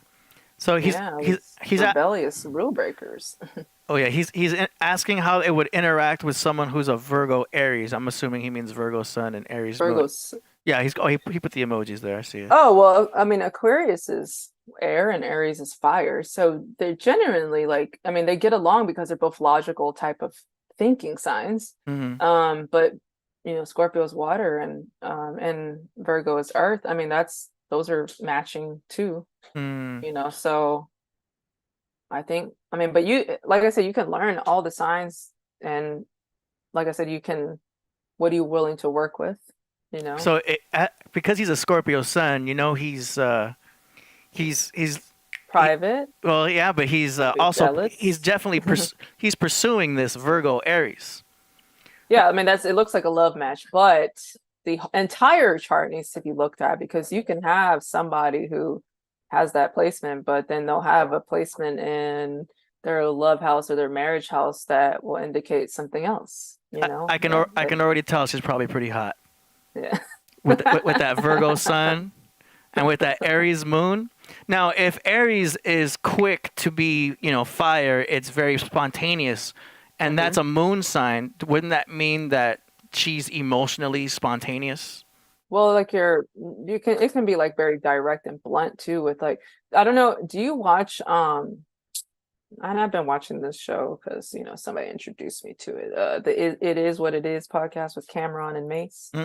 But Cameron is a Aries moon, and so when you watch the show, he's very loud. Aries is loud too. Aries is like, you know, they're just talking about sports, they're analyzing sports, but it's very like intense. You know, he's always like yelling or raising his voice or arguing.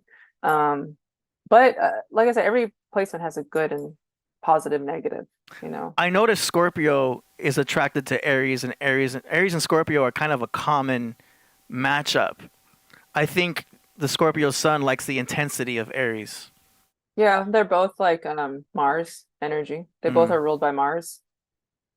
So it's kind of the same. Yeah. You know, a Scorpio rising, Aries. My sister's an Aries rising. I'm a Scorpio rising. You know, we're like kind of like the same in a lot of aspects, but that natural energy is the same because they're ruled by the same planet too.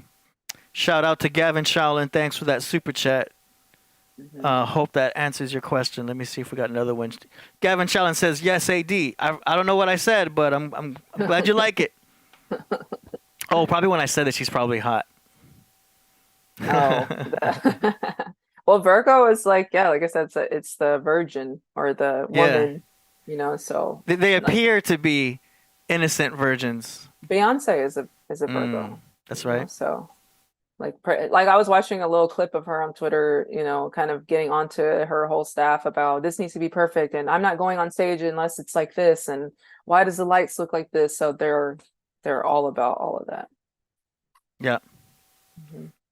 Fella B says, Fella B is 22 of May, Gemini and Taurus.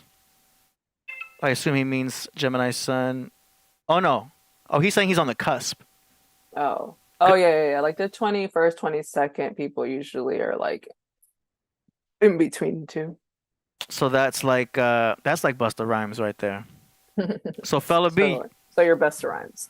yeah, start if you haven't started doing some bars, man, start writing some lyrics. I bet you got some lyrics down to build.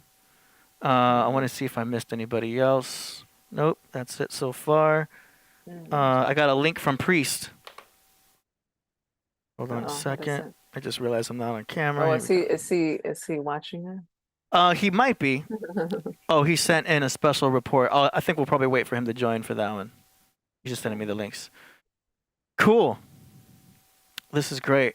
I couldn't help but notice in the past week, maybe ever since the eclipse. I mean, we had a double eclipse in the past month or so. So much activity was happening, but like in real world scenarios, in the past week, just speaking from what's happening at my workplace, the corporate part has fired like 5 people. In the past week, the DJ got fired. They fired a bouncer. They fired like 2 of the girls. It's all these firings happening in 1 week is enough to make you feel like, yo, something planetary has to be happening right now. It's for the higher ups to be making such a decision. You know what I mean? And in my personal life, I'm like, I'm done with Pico de Gallo. I'm like, I'm cutting turmeric out of my life. I'm also firing things in my life recently. You know what I'm saying? I'm only going to have this type of sourdough bread. Now that's silly. No, it's not. It's like, well, if it's like it's usually like endings or beginnings, but that's also Scorpio energy too, is transformation. So those people could be going through that moment in life where it's like, and it's kind of weird because it's the energy of their life. When you really like zoom out, you can't blame people for what's happening because it's what's happening to you. Like you can look at like like I said, like you're looking at your transit chart and you're seeing like, because I was like, man, why am I just so angry at everybody? I mean, the incompetence that I'm seeing to where it's making me want to open my mouth and say something. And I usually don't, but then I'm like, oh, I got Mars in the first house right now. It's making me an extra, and the sun is making me like that Leo energy. Yeah. So you just kind of like, is it them or is it me? Is it that person or is it something happening to me? Yeah. So, I mean, I think it could be something having to do with like maybe like Saturn, because Saturn's making the decisions. Usually the boss who would fire would be like Saturn energy, right? Because it's the judge. And it's in Aquarius right now. Saturn and Pisces? Saturn is currently in Aquarius, according to what Google says. Or is that incorrect? I've been, there's just so much debate. I mean, I've seen Saturn and Pisces, but I've also seen the people that I've done these readings with. They're like these 27 to 30-year-olds who are going through their Saturn return. But they'll have Saturn and Pisces, which is also why we're seeing a lot of boats capsizing, a lot of ships. That Pisces is that water energy, and Saturn is the discipline, and they're saying, hey, don't get on a cruise ship right now. Right. Just like it's just something in the water. I don't know if you saw like this, like some Russian river is like red right now. Did you see that? Why is it red? It is bright red. Okay. Really? I hope it's not blood. I mean, if it is, let's see. I'm looking at astro.com, and you're right. Saturn is in Pisces right now. Maybe Google was giving me some other part of the world. I don't know. Yeah, don't listen to Google. Okay, let me see if I can find. We got the moon in Pisces right now. It's probably why. Thank you. Are you feeling emotional? I feel great. No, I don't see Pisces as emotional. I see it as being sensitive. Oh, here it goes. But yeah. My moon's in Leo, so I'm not emotionally. Oh, that's crazy. Yeah. And this is, what is this? But where is it coming from, though? That's what I want to know. What's upstream? Like, I hope it's not a bloodbath. It just says unknown contaminant, and the Iskitima. But that could have been barrels of, from a slaughterhouse, from a beef factory or something. Yeah, I mean it was, but this also was from August. But just a lot of like weird things in the water that I'm seeing. So do you look at the planets where they're at and try to correlate what's happening now? Like so I'm still an amateur to this stuff. So like seeing Mercury in Sag, I would assume that people are communicating entrepreneurial energy right now. Or now's a good time for business because Mercury is in Sag. Yeah, I think well, people who have those placements, obviously feel it a little bit more. But you can always feel, just because you're not that sign, you can always feel the energy of the signs or observe it in people. You maybe will see people or the themes come up more of like, because that's Sagittarius, I told you it's like that preacher teacher energy. Maybe you'll see people online being very like on their soapbox, or talking about religion or talking about spirituality. I don't know did you see the clip of what's that guy's name? Kenneth Copeland, the pastor, and he cut his hand. Oh no. And then he like let the blood go and it went into a cup of wine and then he drank it. That's weird. You know who I'm talking about, right? No, I never heard of that. You never heard of him? He's like a big like mega church pastor. Well, that sounds like some televangelist thing. That's crazy. He has like a big private jet he got from Tyler Perry. He said, because he's very, all about the people. Wow. But yeah, he cut his hand and then his face was like, blood, yeah. And he drank it. That could have been ketchup. Maybe he had a ketchup packet in there. Where's my laugh track? No. Like, I was like, what is happening? I think that's his name. I don't know if anybody knows who I'm talking about, but that already sounds crazy. Anytime somebody oh yeah, here it goes. Yep, here it goes. Starts cutting himself. Yeah, look. That's not good. There's got to be something. Oh no. Yes, look, he cuts his hand. And he's wearing a suit. I don't trust this at all. And then he'll drink it, and then he's like, what was the purpose of that? He's just saying stuff like, all right, listen.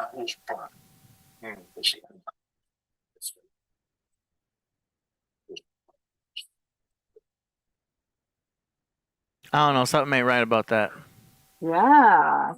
There's the video of him, like some lady comes up to him and she says something about like yeah. Some lady comes up to him and she says something about his private jet or like, where'd you get that from? Oh, exposed him. Something like that. Yeah. And so he's like, Tyler Perry is my friend and he gave it to me for a cheap price of $20 million or something, some crazy like that. That sounds crazy. But his eyes, like, he looks scary. Yeah. Somebody says the 700 Club. Yes. Like, sir. He's that's like, crazy. His blood is in my blood now. Yeah, like, that's weird.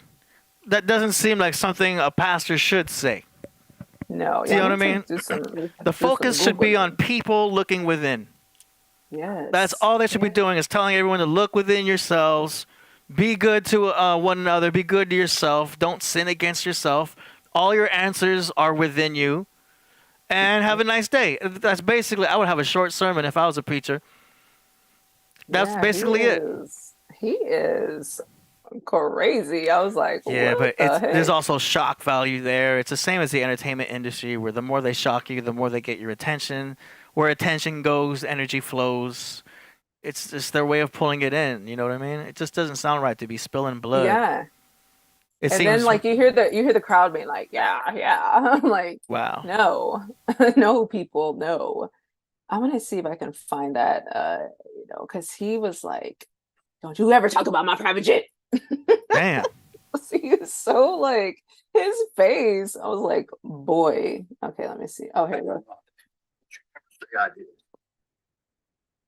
So it says he's being confronted. What's his name again? Kenneth Copeland, I think, about his private jets. Okay. Isn't it true that you want to fly commercial so that you can fly in luxury? How much money did you pay for Tyler Perry's Gulfstream jet, for example? Well, for example, that's really none of your business, but... Isn't it the business of your donors? Listen, I paid. Yeah, look at his... Damn. Thank you, Lord. Help me. let me pray this thing. Well, let me just ask you a really simple question. A lot of people think it's unbecoming for a preacher to live a life of luxury and to fly around in private jets. What's your response to that? Very simple. It takes a lot of money to do what we do. Without the airplane that we have that I bought from Tyler Perry, and I didn't pay anywhere. Tyler's one of the greatest guys. He made it. He made that airplane so cheap for me, I couldn't help but buy it. Well, my question then, okay, all right, but I want to get to the demons. People are very concerned about that comment. Chance here inside of this. I love your eyes. Again, getting back to the comment, you said that you buy commercial because Look, you watch don't want how to close he get gets with a bunch of demons. Do you really believe that human beings are demons? No, I do not. And don't you ever say I did. We wrestle not with flesh and blood, but principalities and powers. Can you explain what you meant? Right, boy. That is crazy. He's like, don't you ever. Don't forget, so I just looked him up. He's a Sagittarius. See? Now, The preacher. that's not saying anything bad, but I'm just saying, who else is Sagittarius? You got Jay-Z, you got Walt Disney, you got Frank Sinatra, and, you know, they likely put themselves in high positions. They're good at owning a lot of stuff and being entrepreneurial. It's very, like I said, that it's associated with all the philosophy, the religion, the spirituality. They can get up and preach. That is the natural energy of Sagittarius. Yeah. Will get up and preach and teach. And they're philosophers. They're good at philosophy, like Bruce Lee, also a Sagittarius. Yeah. So, it's people. It's there's so many clips of him, like, just what? How do people follow him? What do they see in him that they're like, I love him so much? I mean, like, no matter what, whoever you are, you can find some followers if they're on the same frequency as you. Next one by Stranger says, many people were slaughtered in different civilizations across time as sacrifice in the name of astrology. You should know the origin of what you claim to believe in. Yeah. Okay, I'm done with you. Like, I'm not about to go back and forth. Like, in the name of astrology, though, like, that doesn't. I mean, I could see if you're talking about religion because the Bible is technically astrology. So in the name of the Bible would be the same thing also. So if he wants to know where the origin of where it came from, I mean, you're talking about before biblical times and also Egyptian times, because astrology was in Egypt also. Check out the book called The Light of Egypt by Thomas H. Burgoyne. So Stranger, that's the best I could give you personally, is that book, The Light of Egypt by Thomas H. Burgoyne. You can find it on... actually, I'll put the link in the description after the show. you're so polite. Oh, yeah. I deal with people all the time.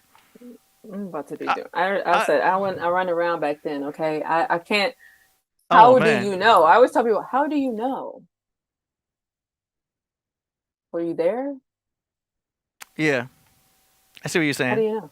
But like, I can only go off of what I can see, what I've said about your own chart and what is happening and how you are. Yeah. I literally said earlier, I'm not reading up on history. I wasn't there. Well, he's like walking into a kitchen where the guy's making pasta and said, where'd spaghetti come from? Who invented this spaghetti?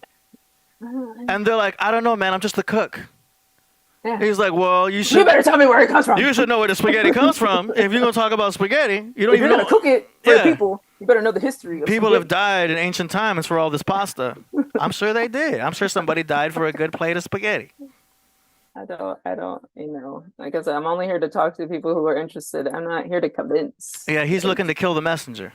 But I know that's his energy. That's his natural energy. But shout out to Stranger. We still appreciate you. And keep them coming. We ain't saying stop. We ain't trying to quiet you down. Type all you want to. I got a response for everything. Well, that's what my ex says. Oh, man. Okay, let's see. Mr. Mariyogi is back. He says, oh, true. I leave all that to AD. He nice with that shit. Thank you, man. I don't know what y'all talking about. But that's interesting. Okay. Where were we? I forgot. So you were showing us that video about that pastor. Yeah, just the church. The more I've seen, my entire just view has changed, and You know, I don't knock people who are there because everyone's on their own path at their own time. But at the same time, it's very hard to talk to people who haven't even looked into it. It's just kind of, well, I heard this, so I'm just going to go with it. And so, like I said, we're all there at one point, but now at this point, I'm just want to talk to the ones who are kind of on that wavelength. They're starting to get there. Yeah. That's how it's done. All right. So let's see what else. What else we got? Mr. Miroga saying astronomy. But yeah, it's very interesting things. I was just looking at the current planets because I was so intrigued about seeing how everybody was fired in 1 week. I couldn't tell if that was a Saturn situation. I don't know what's retrograde right now, or if it was Mars and Scorpio. It could be so many other things too, because like, so within somebody's chart, they can have like their 10th house placement, which is like career or their public image or something like that. And if they have like Uranus there, that's unexpected energy, or they have Mercury there, that's that frequent like change of things. And so it could literally just be maybe those people had the same exact alignment and it's time for them to go. And that's that moment in their life where it's the job change or, you know, something like that. So we've got another stranger sponsored chat right here. He says, this isn't a topic to be taken lightheartedly. New question. Who created the charts you read from? Who created the astrology charts? The creator. That's who. There it is. The creator who made the people who made the charts. Yep. Let's see. And if you check out ChatGPT, it says they were developed over centuries by various cultures. The Babylonians are credited for the origins of astrology around 2,400 years ago. They created the zodiac and divided the sky into 12 sections, each associated with constellations. And then the Greeks came in, contributed to it with figures like Claudius Ptolemy, refining the system and introducing the concept of ascendants and the midheaven. So there you go, brother. Sorry to give you a ChatGPT response, but I told you I got a response for everything. Yeah, like just look it up. I don't like. What do you? The more. I'm on the present. I'm focused on the present. Because the present is a present. That's it. When I learned about the North Node, about that's that's the direction you're going into. That's who you're becoming is the North Node. And you're leaving your South Node. It almost seems like that's a very important aspect to know because you know where you're headed. And so my North Node's in Virgo, but I'm a Pisces. My South Node's in Pisces. So it's almost like I'm becoming less and less Pisces. And we have the opposite placements. That's right. I feel myself fixing everything up. Like what house it's in? I don't know what house it's in. Do you know what house it's in? No, I just know that I'm a North Node. Yeah, usually.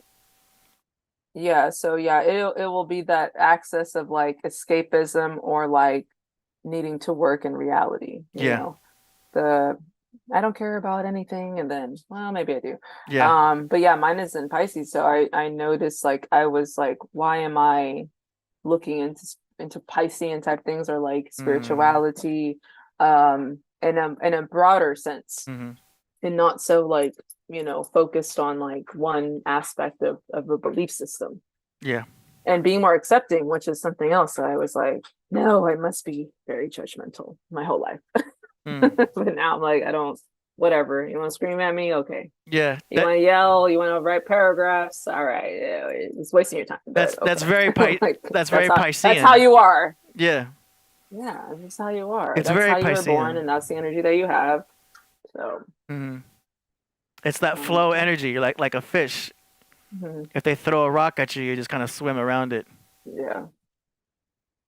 Yep. That's why I think that North Node is so important to kind of. Yeah, that's what I try to tell people too, especially when they're going through something like, you know, a state of confusion or like, you know, feeling lost or why do I go, you know, think this and this at the same time. That can be seen from that too. So your YouTube channel's up, and how can people get a reading from you?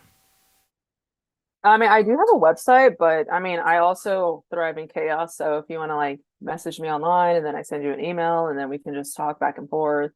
But usually, once people like, book, then I can see it in my email, and then I'll send them an email, send them a chart, like a document to fill out their birth information, and then we'll schedule a Zoom if they choose a Zoom, or we can just do like a record. Like I'll just do a recording and I'll just kind of read your entire chart and then send it to you through email. Nice. Yeah, I'm putting all of your info in the description right now. So everybody at home, you can follow her on YouTube, and then there's the Instagram. And oh yeah, your website's up. Nice. I didn't want to make one, but I know you said that last time.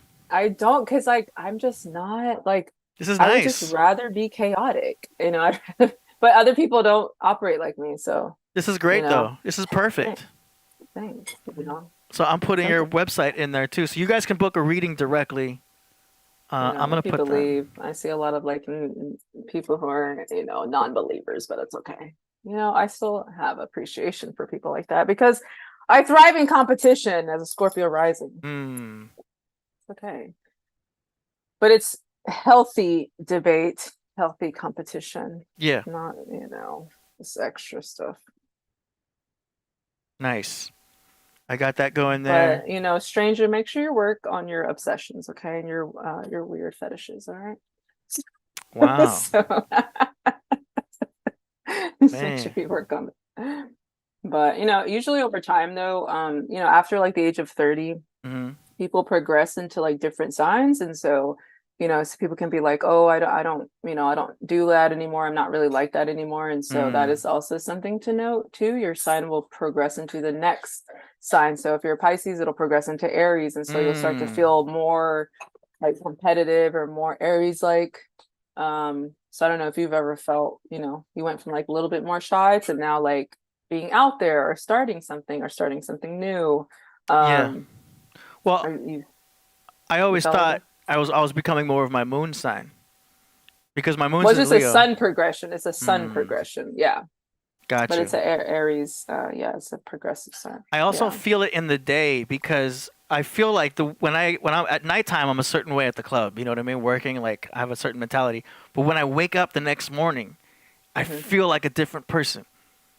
I'll look back and be like, damn, I wonder why I said it like that. I felt maybe I was too aggressive last night. You know what I mean? Like, as though I rise a Libra and go to sleep a Leo or something like that. Like, I'm not sure if that's just my own imagination or because, the biochemistry. You're a Pisces. Yeah. I just noticed, I noticed little things. Yeah, it could be my imagination. I can't tell what's intuition and imagination sometimes, I try not to get caught up in delusional stuff. Because I know it's there, so it's like, okay, what's real, what's not. I'm constantly in the matrix, in and out. But That's okay. Yeah, I just keep going with that. Moon and Leo keeps me steady. You know what I mean? And the Venus and Aquarius just loves all this stuff. Yeah.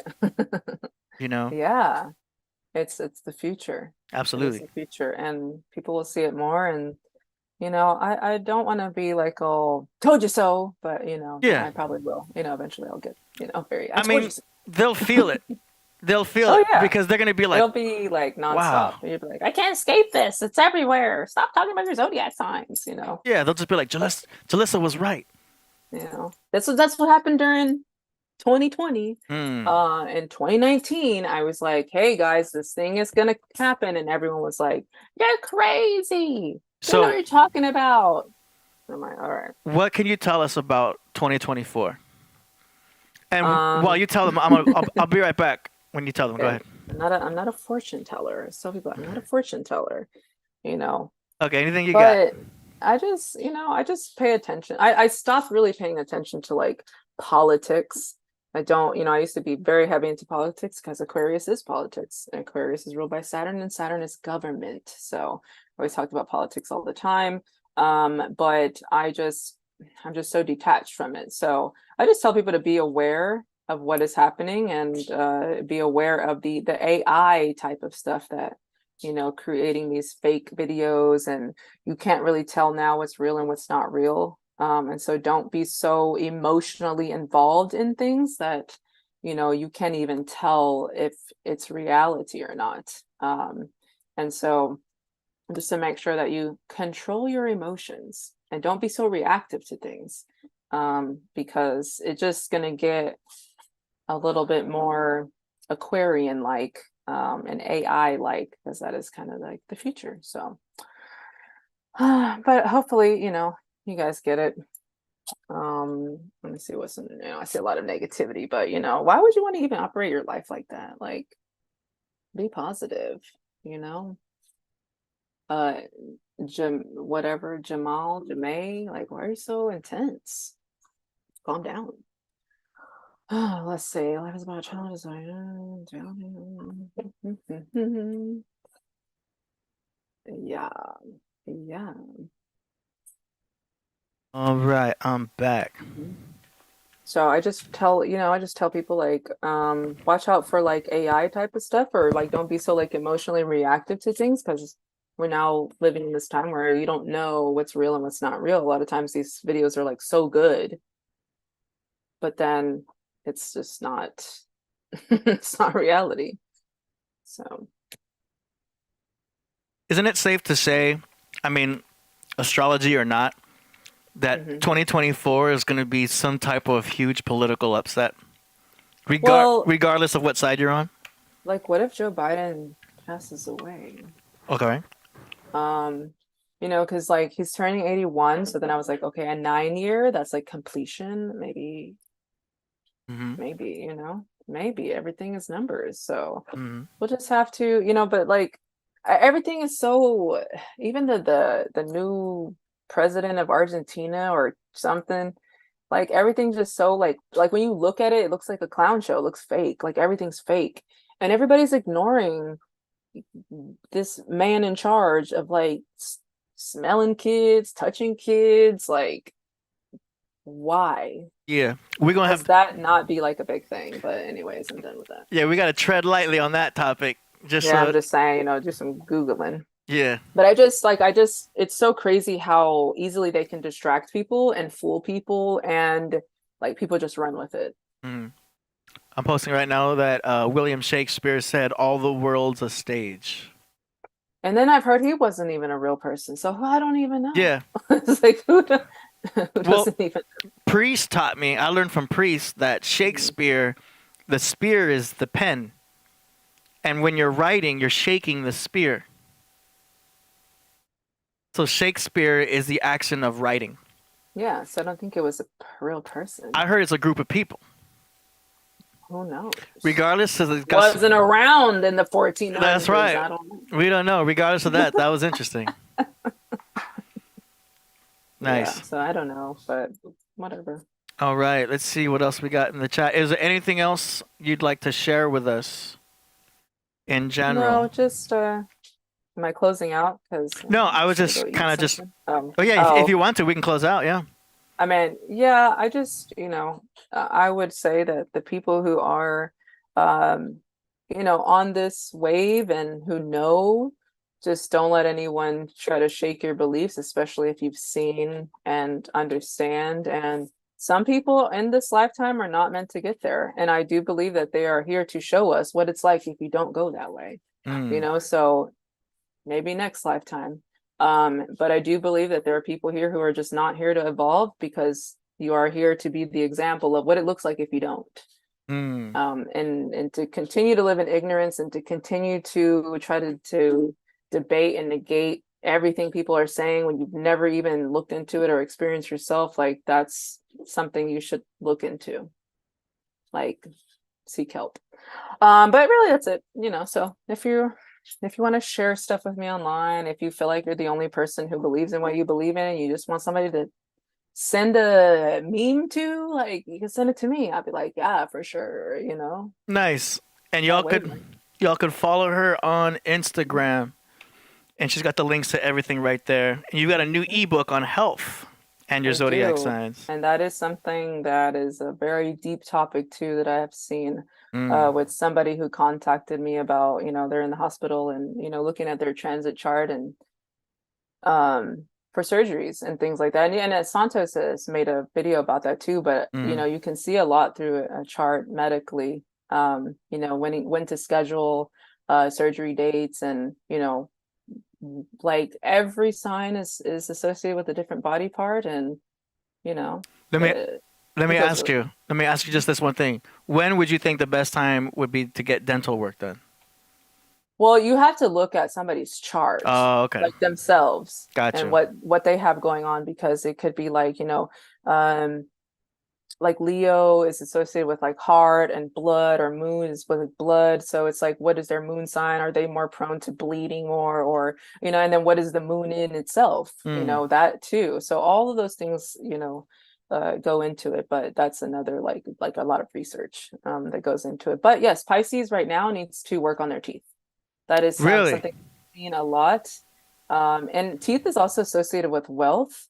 And so usually you'll see like celebrities get their teeth done. Yeah. Because people won't take you serious sometimes when they, see, no matter what you're saying, no matter what you have, they look at your teeth and they're like, oh no, I'm not listening to you. Yeah, I gotta go replace a crown, so I just wanted to ask you. But that's good to know. I'm about to go into the dentist. It's just I'm very picky with the dentist. You know what I mean? Like, oh yeah. If they don't have Netflix for me to sit back while I'm, getting work done, I know it's not that good of a place. Yeah. I need to have the screen, because I went to a spot and they had the Netflix when I was getting my cleaning, and I'm watching Fast and Furious.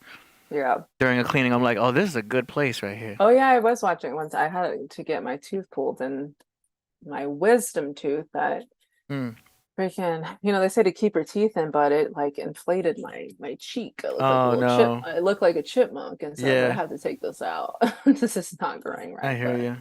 Whatever. Well, thank you so much for your knowledge. Appreciate you with everything. That was awesome. Can't wait to have you on again. Everybody at home, check out Jalisa. All the links are in the description. So thank you once again. We're going to go ahead and move on to the music. You're welcome to stay or watch from the computer, whatever you want to do. Yeah, for sure. I'll be watching from afar. I'm still reading these comments. All right. Thank you so much. Thank you. All right. Nice. That was a good segment. How'd you like that, y'all?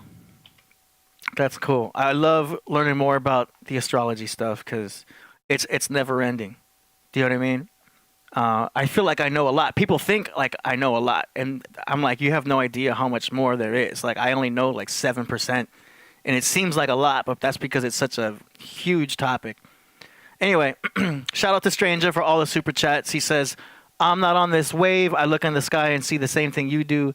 I don't see bulls and lions because it's primitive and outdated. Yeah, well, that's why the ancients did that for us. The ancients are the ones that were able to see the patterns in there, and they used them as markers. And those markers were able to be correlated into animals that happen to also correlate with traits that are along the lines of that person. So when they saw that the marker for Leo, for example, because you're a Leo, they were able to scope a lion out of that. That was a perfect, anthropomorphic figure to create there, because Leos are known to be confident and walk in the room, and they're ruled by the sun. And then the Leos have the lion mane, which is similar to having a sun. You know what I mean? Priest is the Leo. And you see how well he does doing the Podcraft. Joe Rogan is a Leo. And you see how well he does doing his Podcraft or podcast for him. You know what I mean? So like the Leos, it's very natural for them to be leaders. It's very natural for Leos to be on the mic up front. KRS-One, need I say more? He's a Leo. Look at how much he grabs that mic. The whole room is listening to KRS-One. He's dominated his entire atmosphere. That is the atmosphere of a lion, the Leo, the strength, the sun, the lion heart, the Leo heart. Do you know what I mean? That's the middle of summer. That's when the sun is at its most high. Do you know what I mean? That's why Leo's ruled by the sun, because it's the middle of summer. It all goes back into the seasons, y'all. It all goes back to this. This is everything right here. This is everything right here. As far as looking at the sun signs, I'm trying to keep it simple, the simple aspect of astrology, just so y'all can get on board with the surface. I'm just scratching the surface here, because when we start talking about aspects and Jupiter and all that, it gets a lot more complicated. But if you just look at the path of the sun itself and you learn the basics of this right here, what you realize is that astrology is actually just the study of frequency. Because this is an up and down wave. All you're doing is identifying what the energy is at this point of the frequency, what it means to have energy in this point of the frequency. So this is happening at the macro level with the sun, but it also happens at the micro level with ourselves. Do you know what I mean? So that's basically the science of, that's why they say it's a science of everything, because it's a science of frequency. So if word is bond, if frequency is sound, and, you know, God's word is frequency, you can see how it's divine, how it's actually a divine thing. So I'm just breaking it down on what it is. So all it's identifying is, instead of saying, well, here's the energy of the first part of the frequency, they identify it as giving it a name. They gave it a symbol. They gave it an animal. And all of these correlate with those. You know, so that's the basics. That's scratching the surface. That's why that's what means everything. And this also correlates with the body if you don't know already. So you got the head, the mouth, the Gemini is the arms and the lungs. You got Cancer is the breast. You got Leo heart, Lion heart. You got the Virgo rules the stomach. Virgos are picky eaters. You've got Libra scales, the kidneys. The kidneys balance your blood. It's the scales. Library, Libra, liberal, all come from Libra.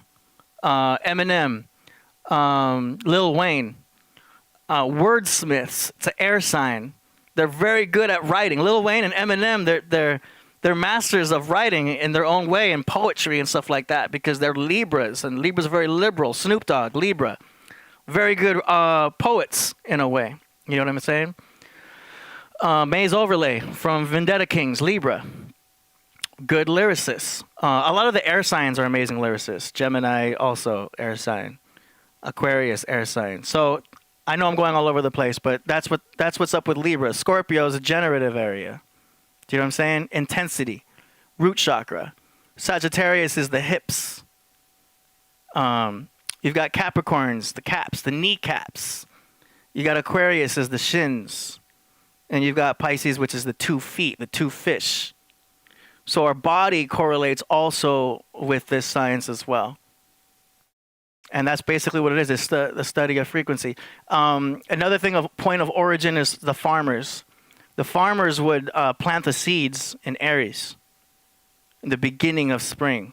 This is Easter, Ishtar, beginning right here. This is technically the new year, is the beginning of March. March 21st technically is the astrological year, because that's when the season starts. Do you know what I mean? The 4 seasons are the 4 Gospels: Matthew, Mark, Luke, John. Spring, summer, fall, winter. It's basically the Holy Cross. The Holy Cross is showing you the 4 seasons. Stranger says, AD, you know that graph is laid out that way? Represent a sphere? No, it represents the pattern in which the sun goes. The sun is actually in a vortex right above us. In fact, what I'll do is show you a video that explains this perfectly. And it's not a long video. Let's see, where's it at? It's called The Holy Science. And here's a quick 6-minute video. It's also on Santos's page. Here we go. And I'll put the link in the description for you all to check this out. But this explains it best. The science is basically syncretism at the end of the day. But here you go. Check this out. The most important part of astrotheology and syncretism, which is what I'm doing, syncretism shows how everything, all the theologies, the philosophies, the religions, the sciences, they are all one. And the people from the Renaissance were doing this. Marsilio Ficino, Giovanni Pico della Mirandola, Giordano Bruno, all these guys. You see, what you find when you look at the ancient texts, you find that the theme is exactly the same. And especially to the ones who have insight, the exoteric knowers, rather than the exoteric believers. You see, they've been kept in the dark, in the lurch. But the secret of secrets is the grand arcanum, which is hiding in these texts.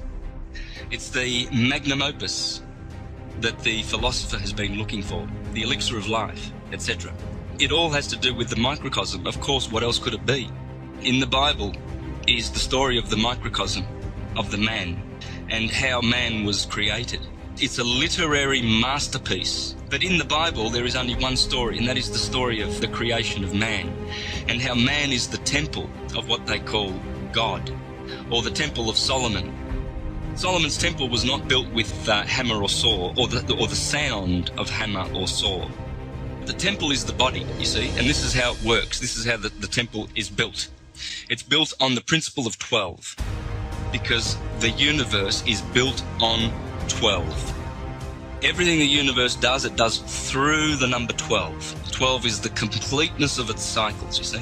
The human body must correspond to the universe because man is the measure of the universe. The ancients knew that there was a circle in the sky, and that circle was traversed by the 7 wanderers, the sun and the moon, the 2 luminaries, and the 5 visible planets, Mercury, Venus, Mars, Jupiter, Saturn. And these 7 regulated that path in the sky that they blazed called the ecliptic. The ecliptic is the extension of the equator of the Earth. And they got that line of 360 degrees and they segmented it into 30 degrees because they knew that that's how the universe gets things done.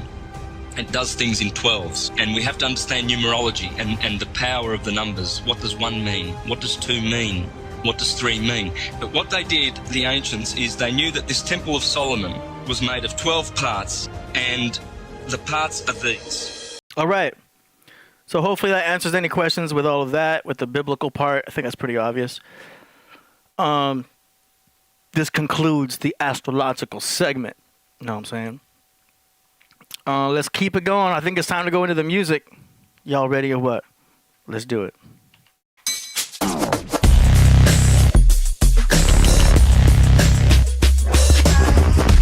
Song promotions. Yeah. Stranger says, you believe in Jewish scholars? Acknowledge that. Santos just said it. I mean, they existed. They were there. He's just sharing what they said. So I acknowledge that. They were there. But, yeah. They also studied mathematics. They do a bunch of sciences, you know what I mean? Okay. Let's see. Going into the music. Our first submission here is... Let's see what we got. I had to hit refresh here. November 20th. All right, 1, 2... We've got Aurora Borealis with a song called Triumphant. Oh. Uh-oh.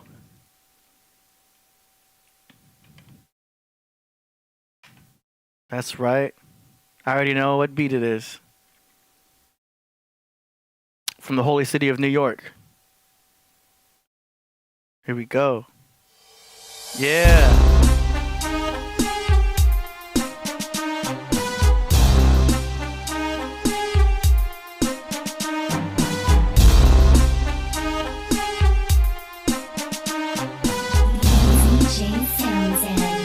Hey.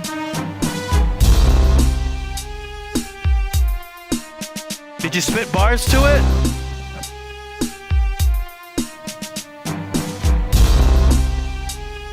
Aurora, did you rap on it or what?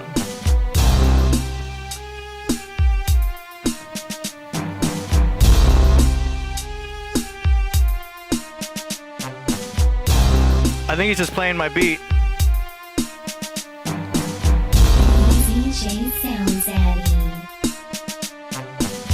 Thank you, Aurora. I appreciate you for that.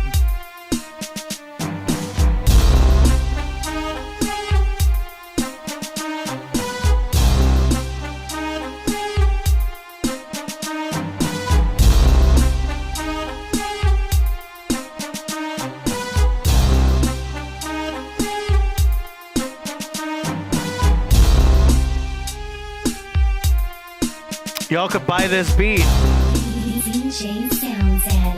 Link is in the description. There it is, Triumphant. Available now. $30 to lease it. Shout out to Aurora Borealis. for submitting my own beat for the song promotions, man. I appreciate that. All right, let's keep it going. FG Postmortem from Long Island, New York, Orlando, Florida. He's got a song here called Pepe Le Pew, produced by Druzy. Okay, here we go.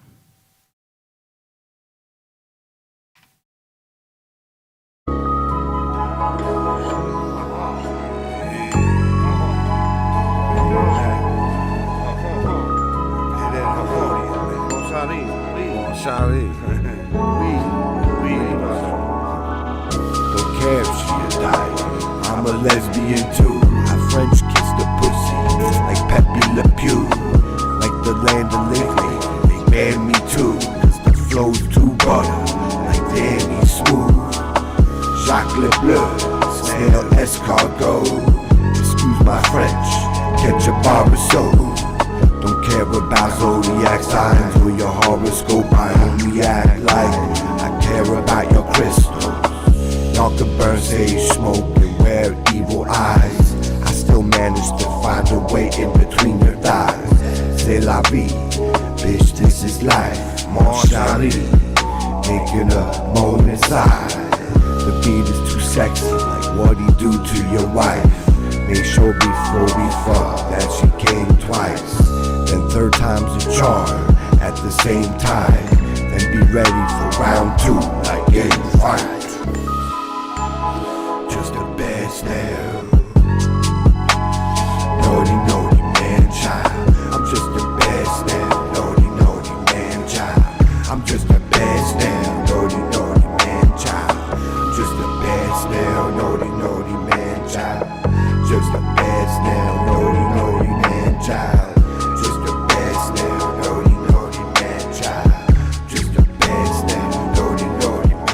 Yo, that's nice, bro. I really like that beat. I like that French sound. That snare is on point. You already know what I'm going to say, though. I kind of want to get your vocals to be heard a little more because your vocal range is kind of lower down on the keys. You know what I'm saying? And I feel like the beat's probably stepping on you a little bit. I would turn the mids up, between the mids and the trebs up on your vocals so that you kind of pierce, that frequency of you pierces through more into that beat because I'm kind of squinting in my ears to hear more of what you're saying. It could just be a compression thing. You could turn it up. It could be a compression thing. You could probably. I'm just saying it's got to be more louder on the vocals. You know what I mean? Either turn up the frequency. You can also unmask it in the beat, which means to tuck down some of the frequencies of the beat to make room for your vocals in there.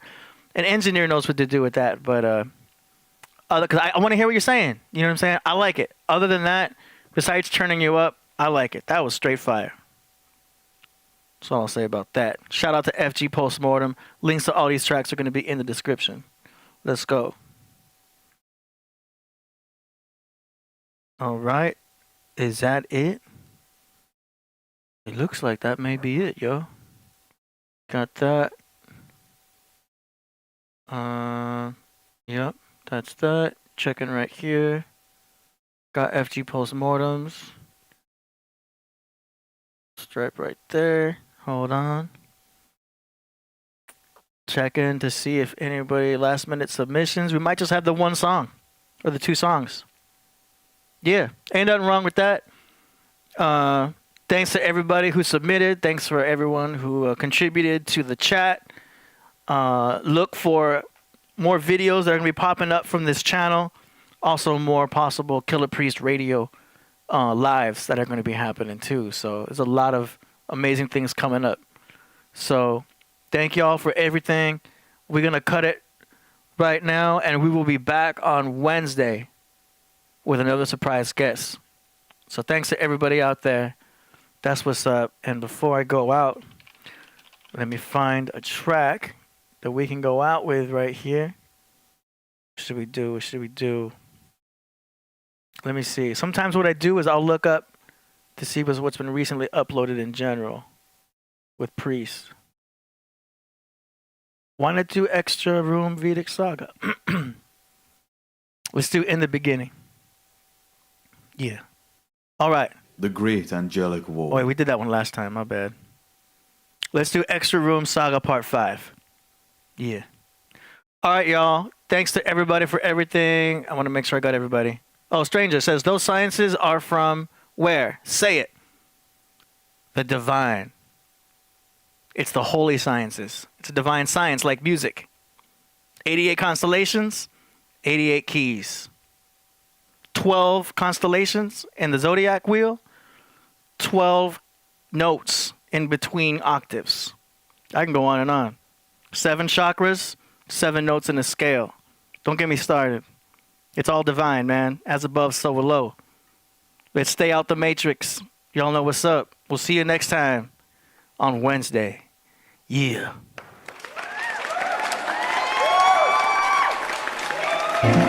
Play more, Killah Priest. Play more, Killah Priest, why don't you? Play more, Killah Priest. Play more, Killah Priest, why don't you? Play more, Killah Priest. Play more, Killah Priest, go ahead. Play more, Killah Priest, go ahead.